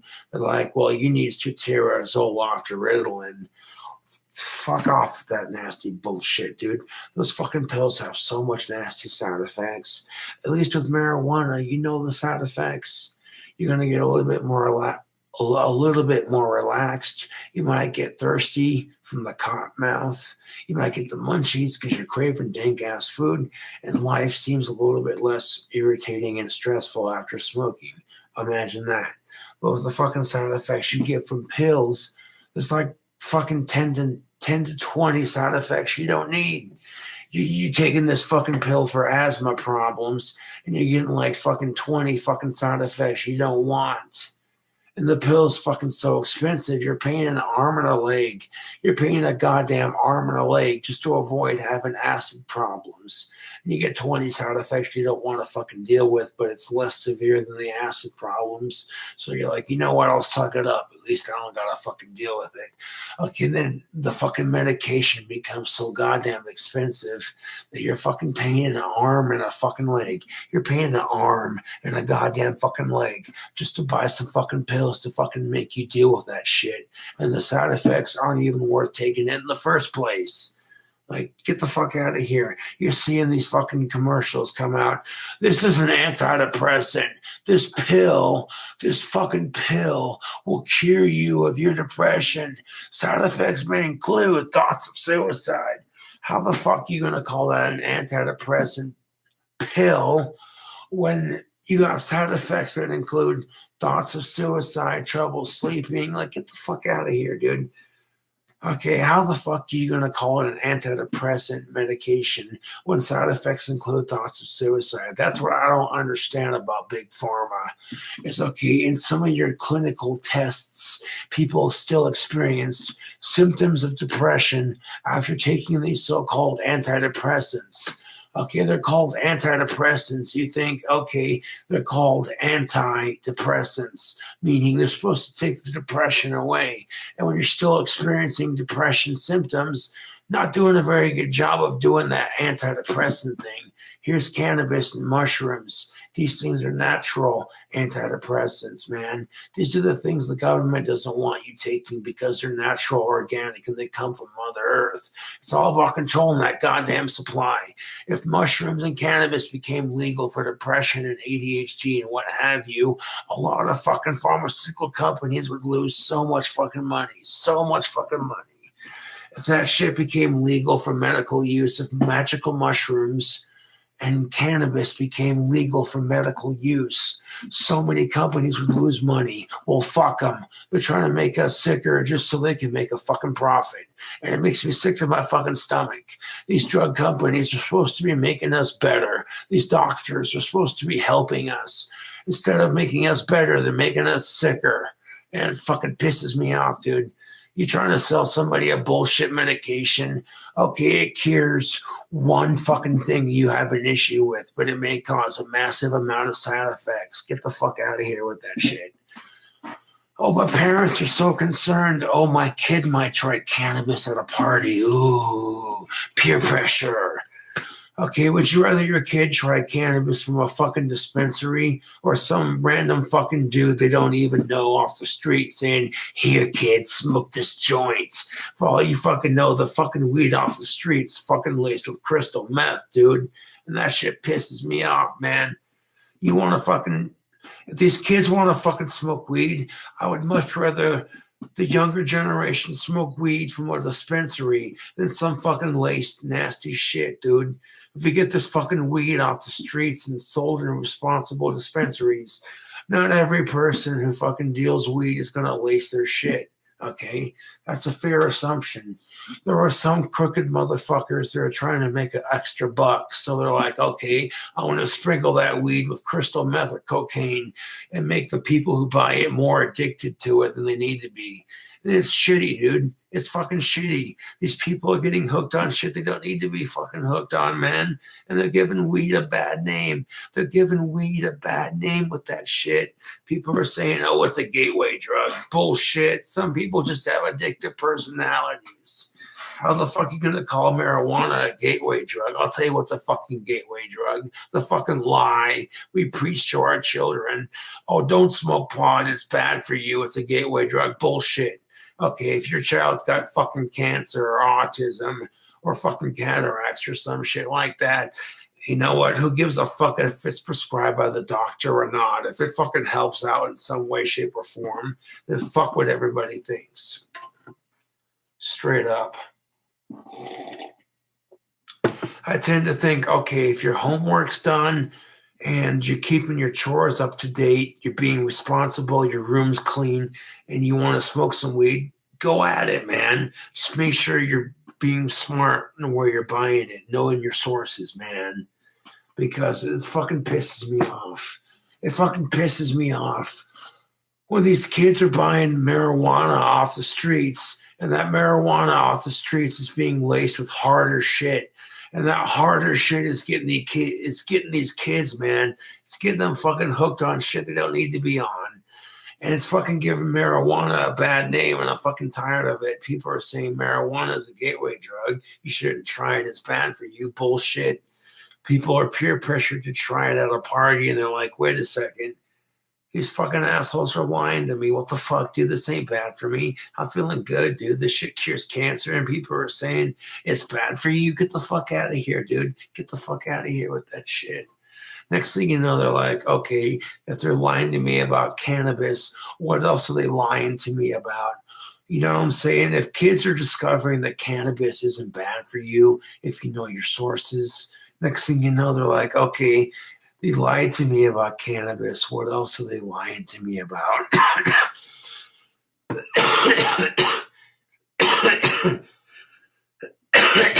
Kids are like adults. They know when you're lying to them, man. Like kids, don't treat your kids like they're stupid, and don't treat the adults like they're stupid. Like kids know when parents are lying to them, just like parents know when kids are lying to them, man. Like, come on, dude.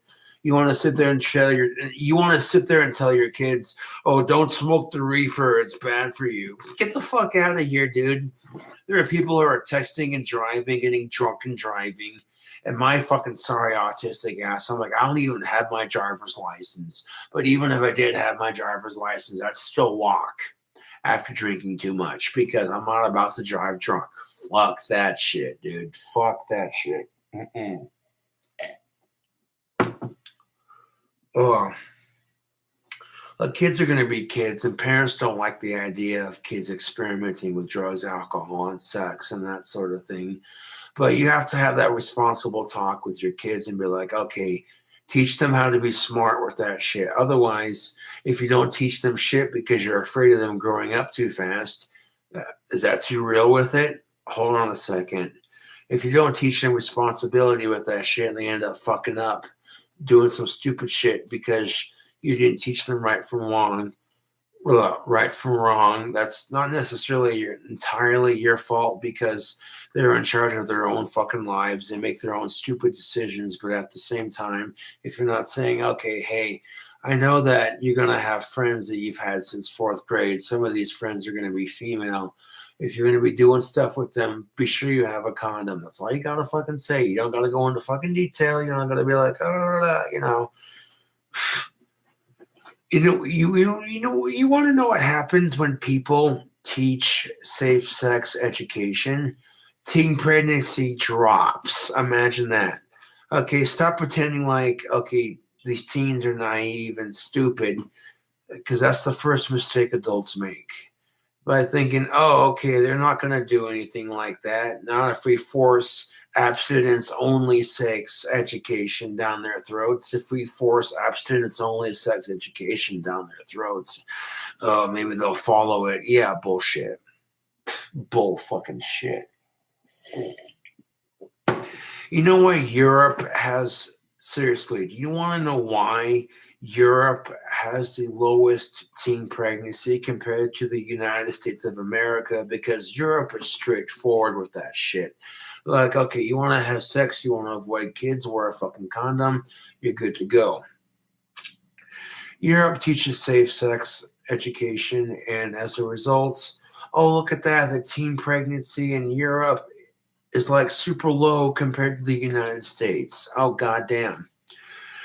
Do you know what the difference is between a Muslim girl and a pregnant American girl having sex? Well, both of them are getting stoned before having sex, but at least the Muslim girl's getting stoned after the incident. Like these fucking American girls are getting stoned before having sex. Okay, that's a horrible pun, but I went for it. Political incorrectness at its finest.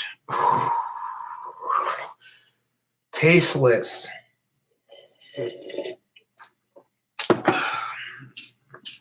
If my political humor is too edgy for you, there's the back button. If you can't handle this live stream being too truthful and too politically incorrect, there's the back button. Click it and watch something else. YouTube is full of amazing creators creating their own content.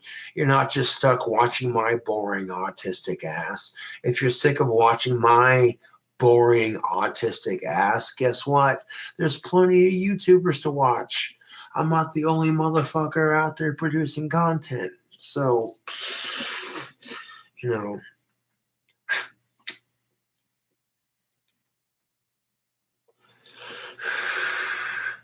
Okay, I know I said I wasn't going to go potty on camera, but this is the last time I'm doing it. I gotta pee because I've had a shit ton of alcohol and a shit ton of water. That's good tobacco. God damn. These haters can piss off. Oh.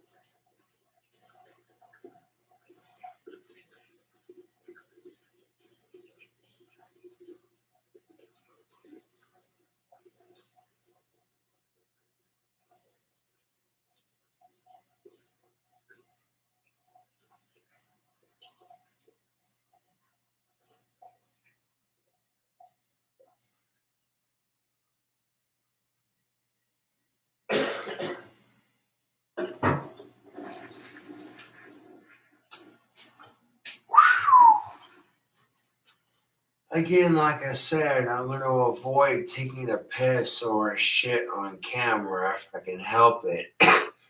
But god damn it, I drank so much alcohol and so much water in the last couple of hours that just had to happen. Like, that was needed.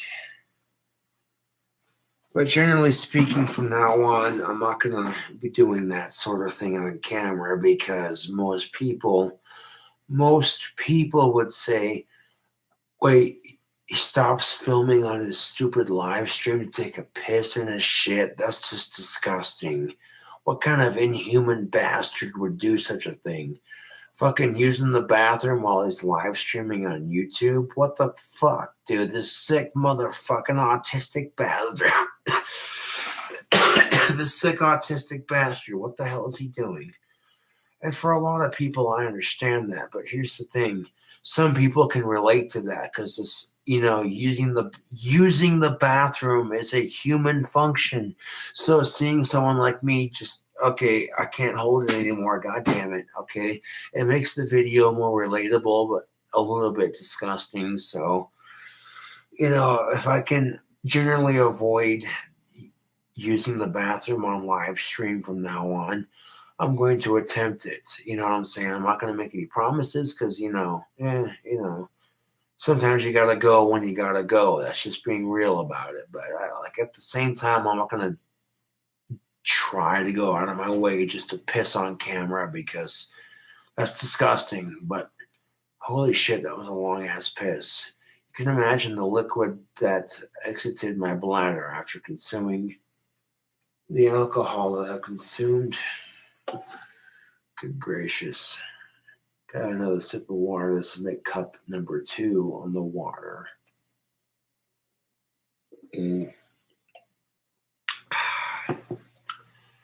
Well, 2 cups of water after a night of drinking, and I'm feeling leveled out very nicely. My experience personally isn't isn't going to speak for your personal experience. So after you're done drinking hard liquor, any alcohol of any kind, and you want to avoid a fucking hangover, all you gotta do is drink plenty of water after you're done drinking, and I guarantee you, you ain't gonna feel shit in the morning.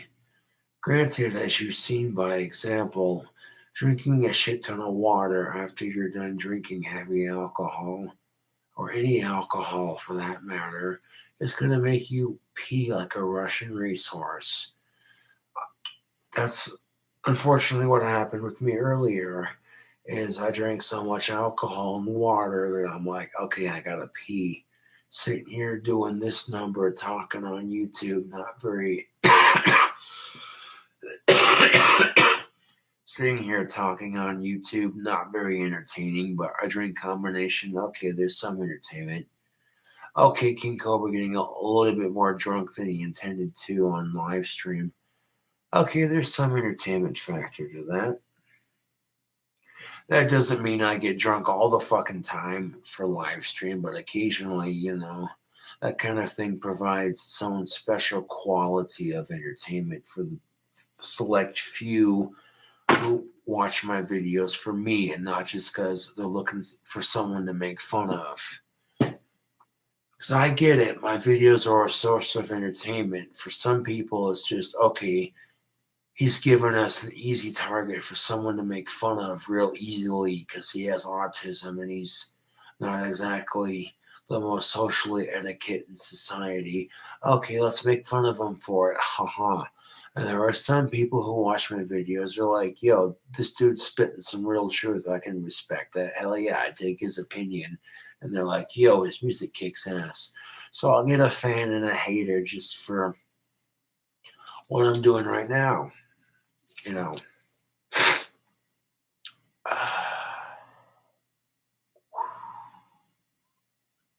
I was trying to squint with my eyes, but holy shit, it's early in the morning and I've had a shit ton of alcohol to drink and I'm feeling very goose fraba.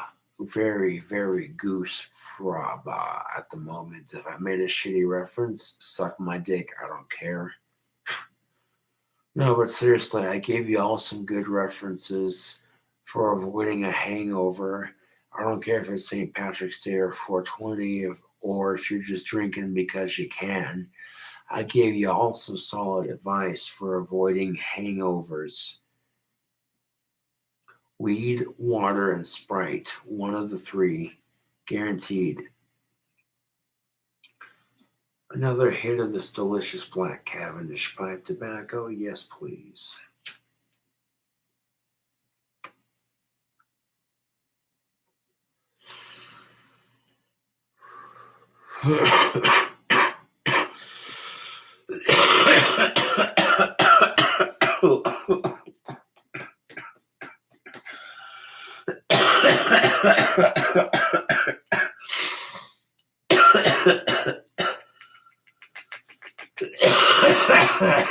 Oh, man.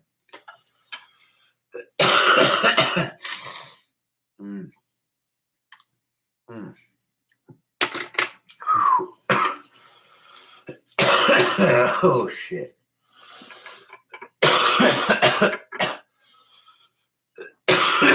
Oh, man. That harsher tobacco. Holy shit. That'll give you a nice nicotine buzz to go with your alcohol. Oh, shit. Some cases I may end up loading a less harsher tobacco into another pipe just so I can. Oh, shit. You think tobacco doesn't come in different strengths? You're a stupid motherfucker. Oh, shit. If you think tobacco is all the same, you're a stupid motherfucker. You know that. There's a beautiful variety with pipe tobacco. Oh, shit.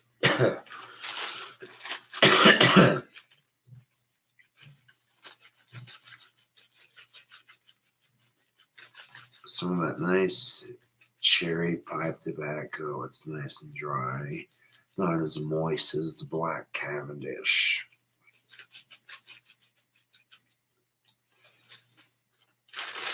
If you're smoking a pipe, all the ash collapses on the inside of the bowl, so you're not having to flick it like a cigarette constantly.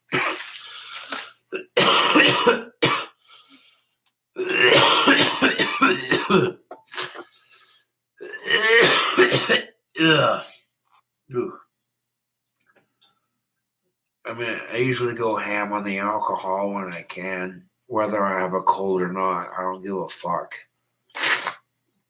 I'm gonna power through this cold because I don't give a fuck. Fuck the haters. Fuck this cold. Fuck the drama. Fuck the bullshit. So if that black Cavendish is kicking my ass a little bit, I can load a fresh pipe or some different tobacco. Some tobacco that's a little less harsh and easier to light. I do like smoking it out of a pipe. I'm starting to favor it more than cigarettes. Like right now, my cigarette of choice right now would be a Marlboro NXT. That's my cigarette of choice at the moment. Marlboro NXTs are pretty good, especially when you crush that bead. The first couple of drags you get after you crush that NXT bead. Oh, Flavor Town, baby. But cigarettes are fucking expensive, and I can get cherry pipe tobacco and black Cavendish for a lot less fucking money than I spend on cigarettes. I can tell you that right now. In the long run, getting two different kinds of pipe tobacco versus cigarettes is a lot cheaper, a lot more cost efficient.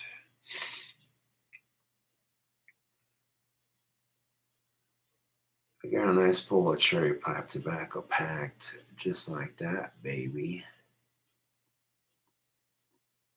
Unclogged. Don't want to waste any of the tobacco. Back in the container you go.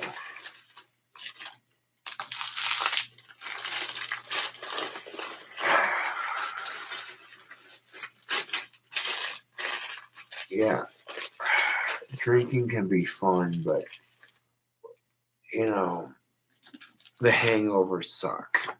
So I'm here to help you make drinking just a little less sucky with my words of wisdom from personal experience.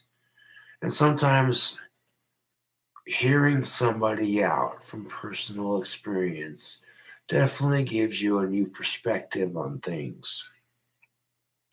Yeah.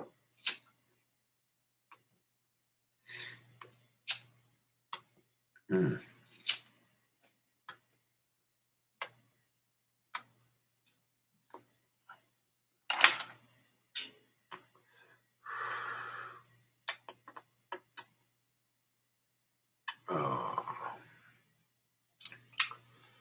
You can never go wrong with cherry pipe tobacco. Ooh.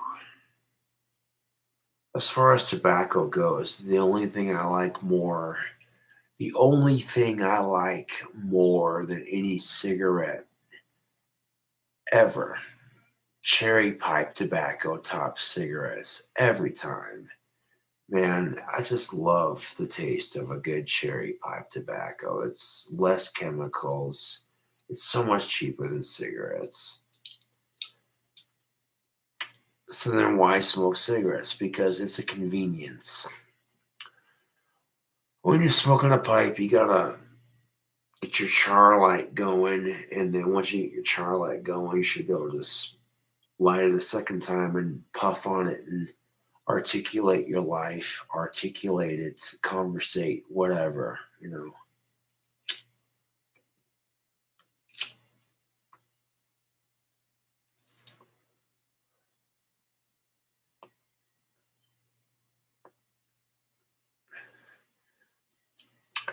Now, if your tobacco is way too moist, such as the case with the black Cavendish that I get, then you can, the drier tobacco, you can just sit here and you can puff on it and,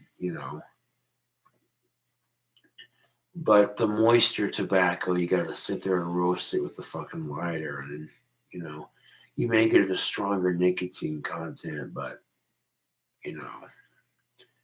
you burn through lighter fluid roasting that tobacco if it's more moist. So it's a pro and a con sort of thing.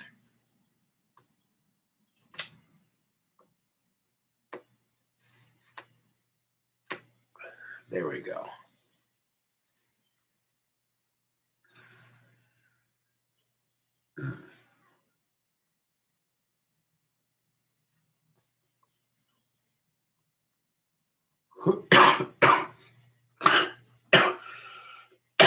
Oh, shit.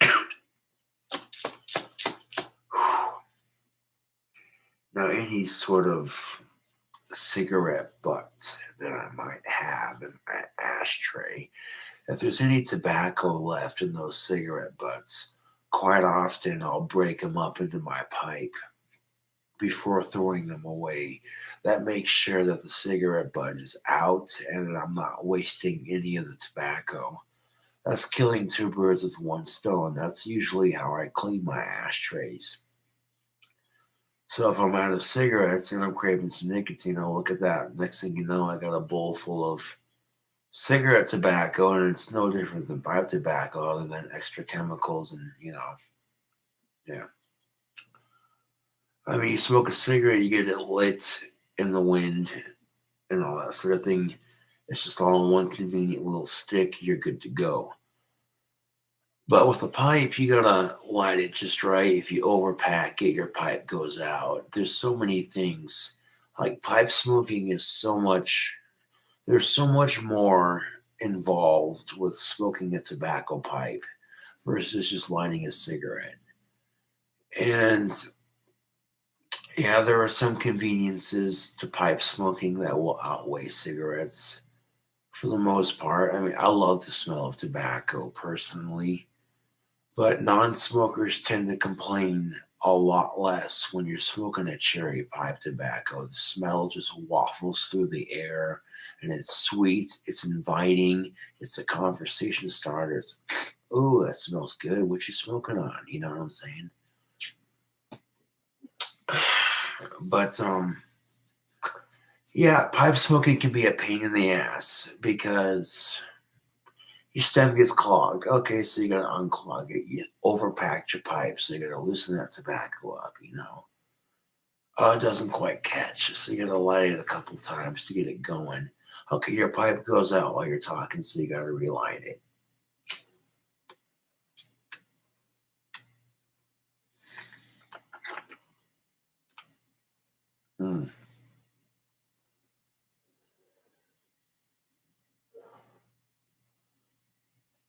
I might include some guitar playing with my vocal cover video.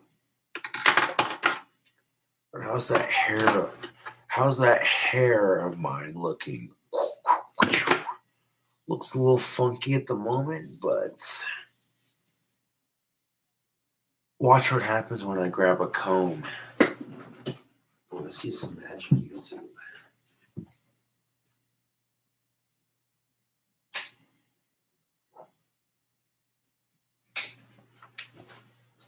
Now, it looks like shit in a ponytail, but that's just because it's just messy. If I take this comb it back a bit, you can see my widow's peak is definitely growing in quite nicely. What little bangs I have to cover my shitty attempt at devil's horns on my widow's peak. Just comb that to the side. My hair is definitely a lot thicker this time around than it was last year. I've noticed that. And when your hair is getting thicker, you feel sexier. That's just a fact of life.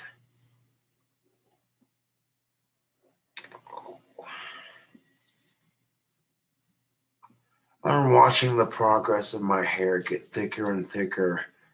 You know what I'm saying? So right now it doesn't look 100%, but you know what I'm saying? Eventually, as it gets thicker and thicker, next thing you know, I got a full fucking front bangs. Next thing you know, my fucking bangs on my front are dead on fucking sexy. But it's not going to get to that point until those patches that you see on my bangs grow out. So those patches on my widow's peak, once those patches of hair grow out, eventually I'll have a fuller head of hair, yes. But right now I have to patiently wait for them to grow in. If I had any control over this completely, I would be like, okay, grow a little bit faster. There we go.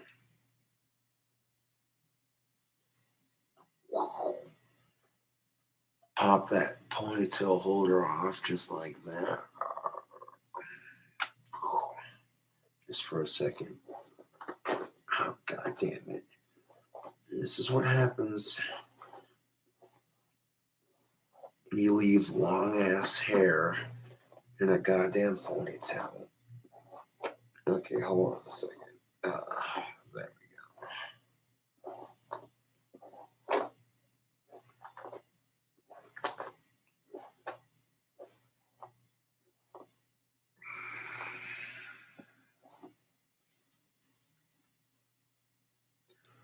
go. There we go. Sometimes you gotta give your hair a break. Take it out of that ponytail and comb it out.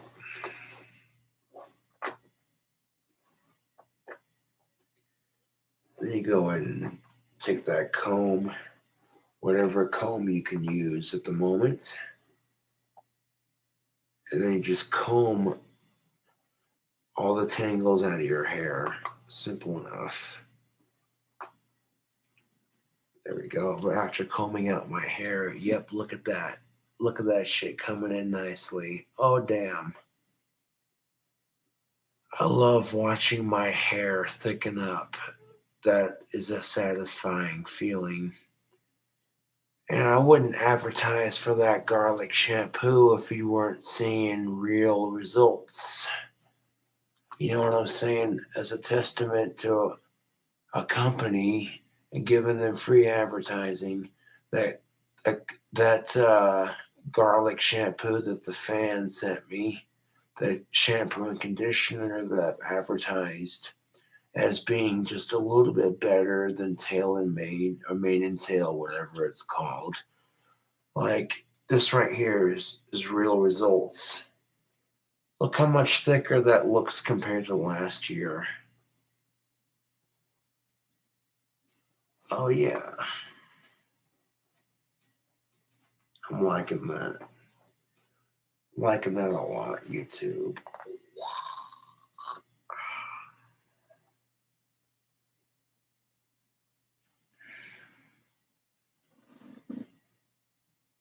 It's looking nice. It's looking a lot thicker than it normally does. Yeah. I'm going to leave it out of that ponytail for a couple hours. Let my hair relax. But it's looking way, way thicker for the most part. And by the time summer ends, I'll be anxious to see my progress on my bangs when summer ends and September begins. The following September, October, we'll see what my bangs are looking like by the time it's all said and done. But it already looks 1,000 times thicker just from the fucking shampoo I've been using. I'm liking this a lot.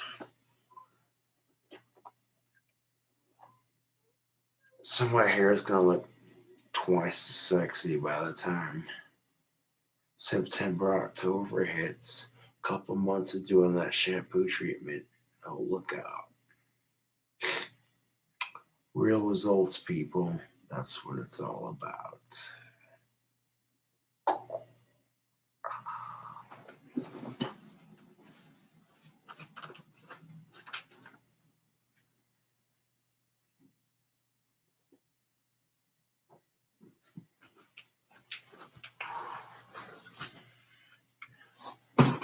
Now, if you're just tuning in, you missed the drink combination by a long shot. But a lot of awesome things were covered in this here video.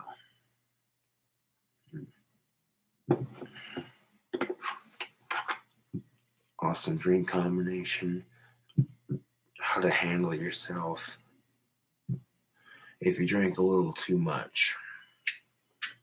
Despite having trichoteria and picking most of my hair out on the back of my scalp right here, and trying to shave devil's horns into my widow's peak, I like the shit's growing back quite nicely if I do say so myself. Ooh.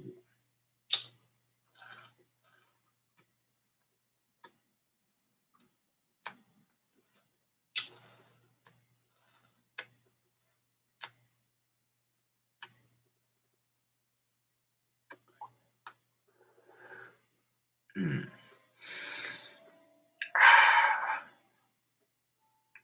Mm.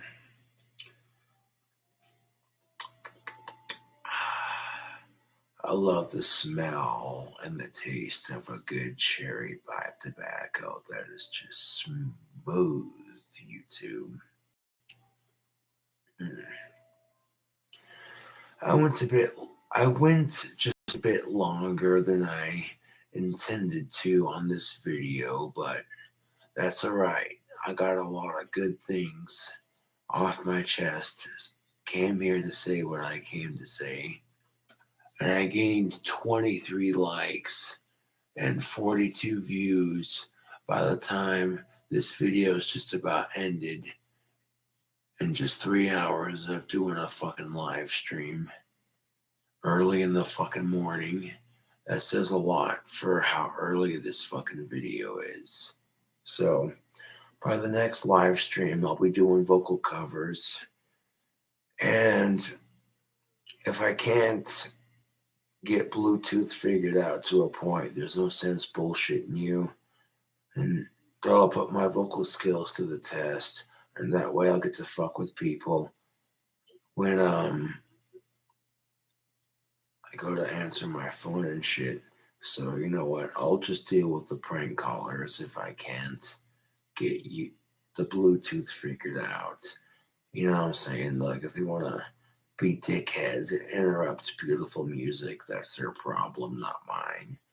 I just come here to fucking sing and show off my ability with music for YouTube, and they want to disrupt that.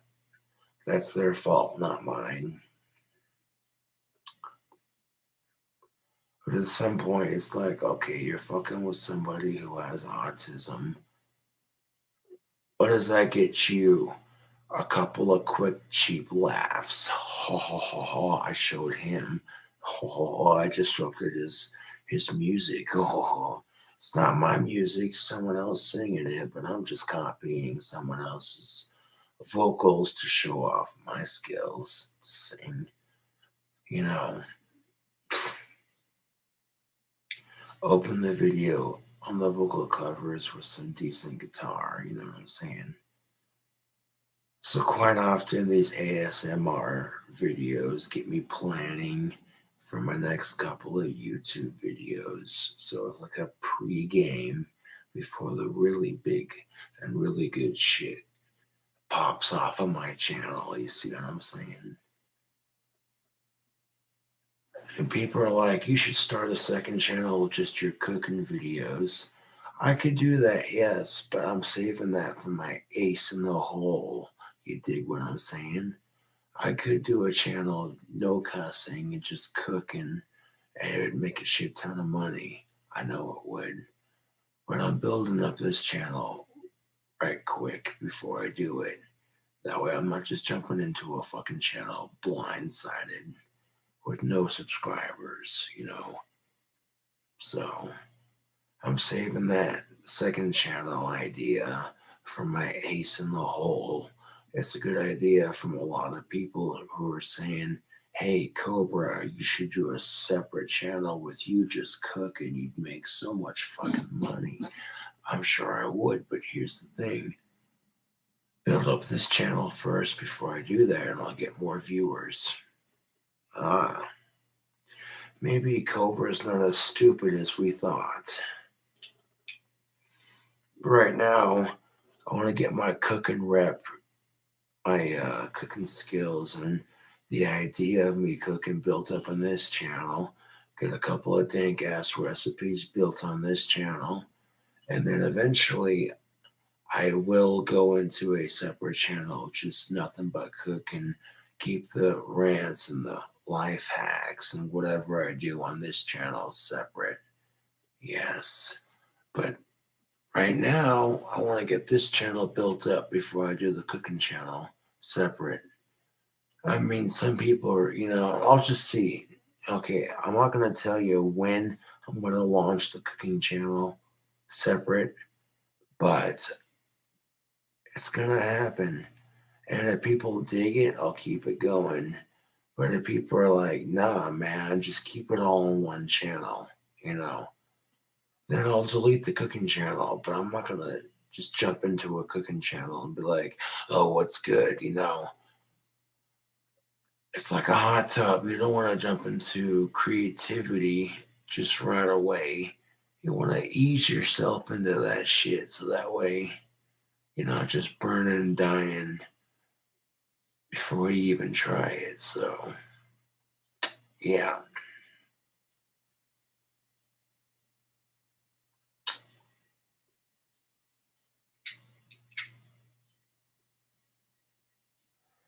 How does Super Chat work?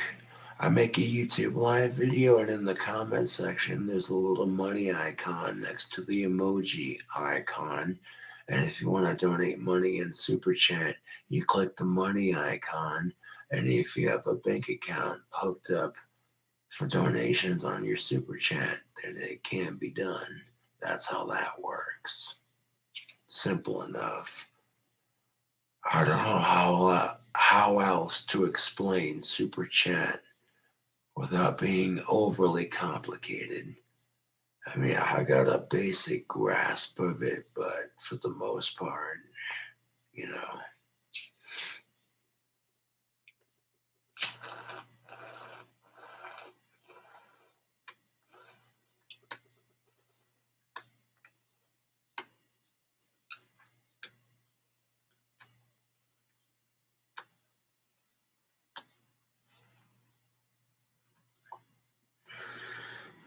Smoking some pipe tobacco, drinking some liquor. Dank ass drink combination, by the way. I mean, if you're looking to kick your 420 off right and you can't smoke to celebrate, you can always drink too. Despite what anybody may say, if you live in a state where it's illegal and you don't have the funds to travel to a state where it's legal and you don't want to risk it, dude, just smoke some good ass pipe tobacco, some cherry pipe tobacco, and drink some alcohol, and don't stress it, because eventually it's going to be legal all over the United States.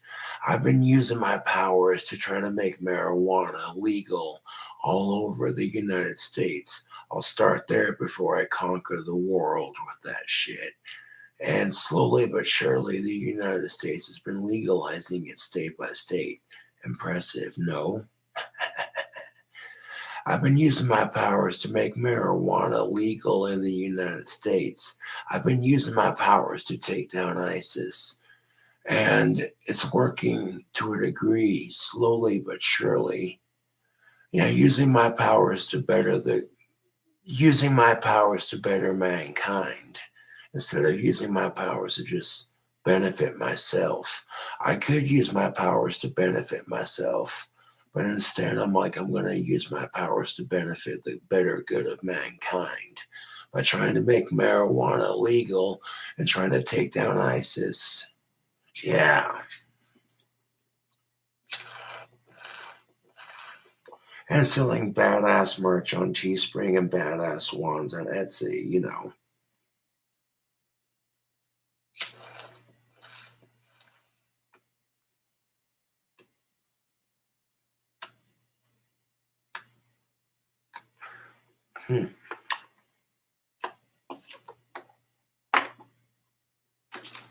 There it goes.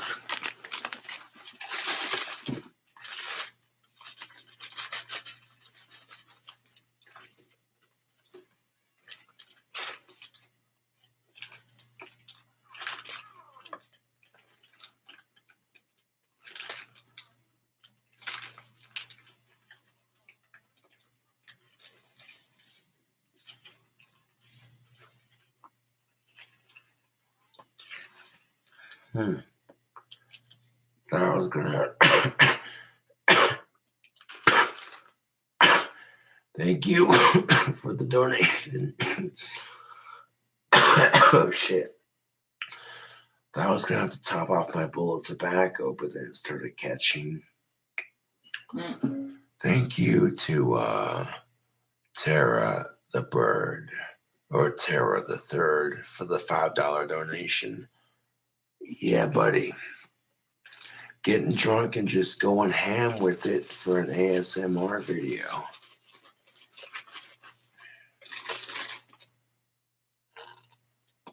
The pipe tobacco smells good. And I gave some solid advice for this shit.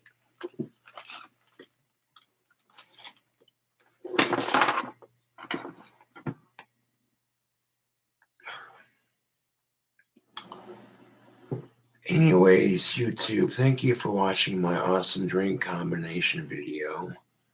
This live stream is like practically almost 3 to 4 hours long. That's long enough for now. But later on in the day, you might see me singing some vocal covers. Just not right now because it's like 5:10 in the morning. Like, get the fuck out of here. I don't care how sexy my voice is. I'm not going to be singing vocal covers at 5:10 in the morning. That's fucking rich. No, but for real though.